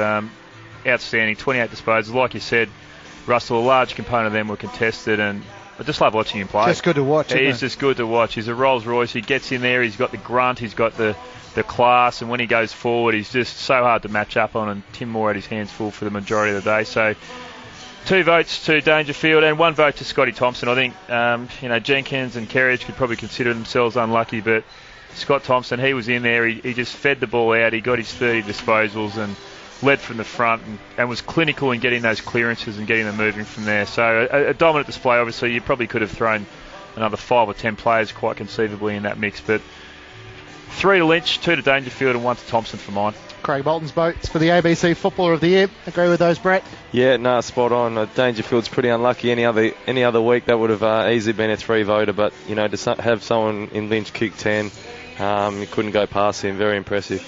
So Adelaide win here at the Sydney Showgrounds by 135 points. The crowd in this afternoon, 5,830. The Crows 29-13. 187 to the Giants, 7-10-52. For the goal kickers, Tom Lynch kicked 10 goals 2. And as you heard Craig and Brett mention, he probably could have almost kicked a couple more. Dangerfield with 4 goals 2. Josh Jenkins with 4 goals as well. Kerridge with 3. Vince with 2. Individuals to Douglas, McKay, McKernan, Sloan, Smith and Talia. While for the Giants, 3 goals 1 to Jeremy Cameron, Ward with 2 goals. Giles and Treloar were the individual goal kickers. So after half-time, it was 19 goals 4 the way of the Crows to 5 goals 3 for GWS. So that was where the game was won. For some of our AFL states, shortly they'll be heading to Melbourne and the Gold Coast at the MCG. For our news radio audience, if you want to follow that, you can stream it online, abc.net.au/grandstand. In the NRL, Newcastle Knights 38 lead the Canberra Raiders in the second half. We continue on for our local radio audience, and we'll head down into the Adelaide rooms. And Josh Jenkins has been good enough to join us from the Crows. Josh, congratulations on what must have been a stunning day to be out there on the field. Yeah, it was, guys. It was quite something out there, so thanks for having me. You're up here at Matt Clinch alongside Russell Barwick, Brett Thornton and Craig Bolton. When you line up in the forward line and you see someone like Tom Lynch having an absolute day out, you must have had to scratch your heads at various times that he'd pop up and be kicking another one. Oh, I couldn't believe it, especially that third quarter. He kicked 6 or 7, I think, and the ball just kept finding him. I was working my backside. I was trying to get one. I couldn't get near it. And anytime I'd look up, Lynch kicked another one. So he's one of my great mates. So it's a really good reward for him. Josh, Craig Bolton up here. Couldn't get near it. I think you're being a bit unfair to yourself there, mate. You had another good game coming off the back of last week, and is it a case now with Tex out that it's about sharing the load and trying to find multiple ways of kicking a winning score? Yeah, it has to be. I mean, I've only played not less than 20 games. Lynchy's played less than 20 games. Shawnee McKernon's only played 25, so it has to be. We all have to help out. Danger and Thompson and Sloan, those guys bob up and kick a couple. So that's the way it's going to have to be. We don't have that, that sort of spearhead as such. With Tex out injured, so that's just the way we're going to have to do it. And obviously today Lynchy was the man who popped up and banged home 10 or 11. You mentioned Paddy Dangerfield. Do you guys look better with him playing alongside you up in the forward line, or do you think he's more suited to spending the majority of time in the midfield? Oh, we need two of him, I think, to be perfectly honest. But, he's so explosive and got such power that he's just so good in the clearances. He wins so much footy. It's amazing how he can just go in, get on the, pick up the footy off the ground and have blokes hanging off him, and he'll just get up and run away. But with the way the game's going, I'm trying to spend longer periods on the ground. He's going to be an important forward as well. So, I think we need two of him. And I guess, Josh, a bit of the storyline of the day is going to be how well you played, but also how tired the Giants looked in various patches of late in quarters. In terms of your team performance, how highly did you rate that? Pretty highly, to be honest. We haven't been playing great footy. We were 2-4. We thought we turned the corner a little bit last week, but we didn't get the win. We played all right. Obviously, the Giants got tired. It was pretty hot outside. We'll sort of assess, look at the game on Monday, and then we'll have to move on pretty quick because we're below 500 at the moment in terms of win-losses, so we've got to keep striving ahead. We've got the Saints next Sunday, I think. But Josh, you'll be pretty happy with the next 3 weeks. St Kilda, North, Freo. In terms of footy, they're all about where you are. St Kilda obviously below, North and Freo in and around, maybe same, maybe a bit behind. So they are 3 games that you'd be saying to yourself, okay, if we can get these 3, then we face Sydney just prior to the bye with a real head of steam up. Yeah, definitely. They're going to be tough games. Obviously, like you said, we're all sort of bunched up in the ladder, and that's pretty much how the competition is. So, without looking too far ahead, it's going to be a really big month, and all we've done today is put ourselves back into a little bit of form and put ourselves in a position where we can set ourselves for a big month. Josh, a lot of your older guys, the usual suspects, contributed and played very well today. You mentioned you've only, starting off your career. Another bloke, Sam Kerridge, fantastic today and played very well last week. He's becoming really, really important to your side, isn't he? Yeah, he is. He's so versatile. He's probably our second best runner in terms of endurance. He's a big guy. He's about 188, weighs about 90 kilos. So, he's just a great athlete. And you can put him forward, he kicks 3 or 4 goals, and you can put him back, and he can also tag through the middle. So he's only playing his 5th or 6th game or 4th game or something. So he's only going to get better and better as well. Josh, as a bloke who made a career out of never taking a decent mark, you must have been fairly impressed with that one late in the final quarter. Crowd, give them something to cheer about, and by the time you get back to Adelaide, it'll probably add another 2.5 feet to the height you're up. It's always nice to take a good grab, but I sort of felt a bit sorry for young Bruce who was underneath me. I think I split him open pretty good. So gave him an awful knee in the head, that's for sure. Yeah, I'm 106 or 7 kilos too, so felt a bit sorry for the young fella underneath, but I can only do what I can do. Correct. And Josh, I guess finally Tom Lynch isn't a guy who's short of confidence, so I imagine there'll be a raffle to see who gets to sit next to him on the bus and the flight home so he can relive all 10 goals. There's actually going to be a raffle to see who can be the furthest away because, we're not going to hear the end of it. Myself and Danger and him are a very tight little trio, and me and Paddy have already organised to be clearing this week. It was your fourth biggest win ever. Josh, congratulations on the performance, and see you next week. No worries, thanks guys. Josh Jenkins joining us from the Adelaide Rooms. Kicked 4 goals, was a big part of Adelaide's 135-point win, 29-13, 187 to the Giants, 7-10-52. And don't you just love it where a bloke who's 24 years of age and has had 17 games calls a bloke who's 20 years of age a young fella. Yeah. And you and I are sitting up here with maybe a little bit more on everyone else, me particularly. Absolutely, but he was super today, Jenkins. And we've spoken a lot about Lynch, but he had 6 scoring shots last week, Jenkins. Contributed another 7 scoring shots today. So while we're sitting here and we're saying how they're going to go moving forward without Tex, there's plenty of blokes up there, and if they can continue the form of today, a lot to like about their forward line. I guess the other question I ask for the Giants' point of view is their leadership on field. A pretty tough day for Callum Ward, but for some of the other lieutenants underneath him, that might be one area which Kevin Sheedy and Leon Cameron try and chat about during the week, perhaps? Yeah, it's a bit of a hard one. I mean, Callum was probably a bit down in his output today, as was Tom Scully. Phil Davis obviously wasn't playing, and you're missing the likes of last year, James McDonald, Luke Power, Chad Corns, Dean Brogan obviously got subbed off, so you can't quantify how much that means, I think, to have those experienced heads and those leaders around, particularly when things aren't going your way, just to say, guys, let's settle it down.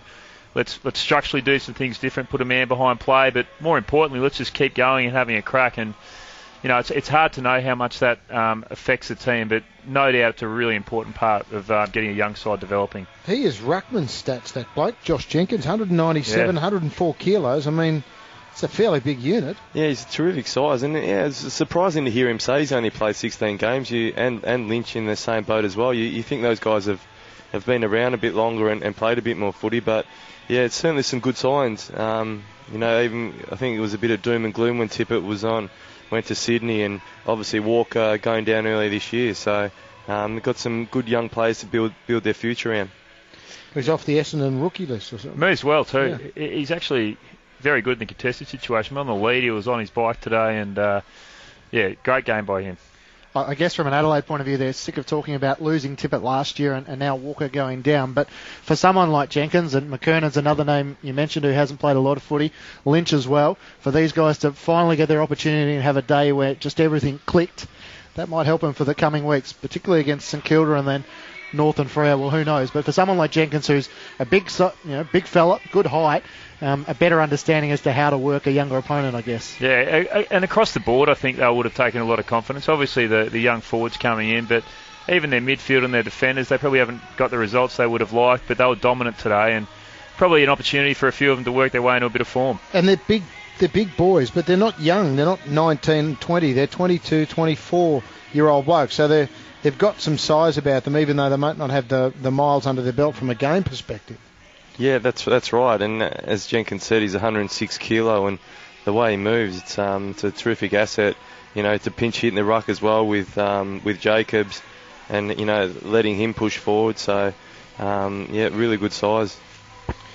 NRL in the second half, the Newcastle Knights 38 lead the Canberra Raiders 14. Shortly we're heading to the MCG for Melbourne and the Gold Coast Suns. You have a feel either way, Craig and Brett, given that the Demons have lost both their skippers. Nathan Jones will take over the responsibility, and if the Gold Coast are going to pinch one in Melbourne, this might be one of their best shots.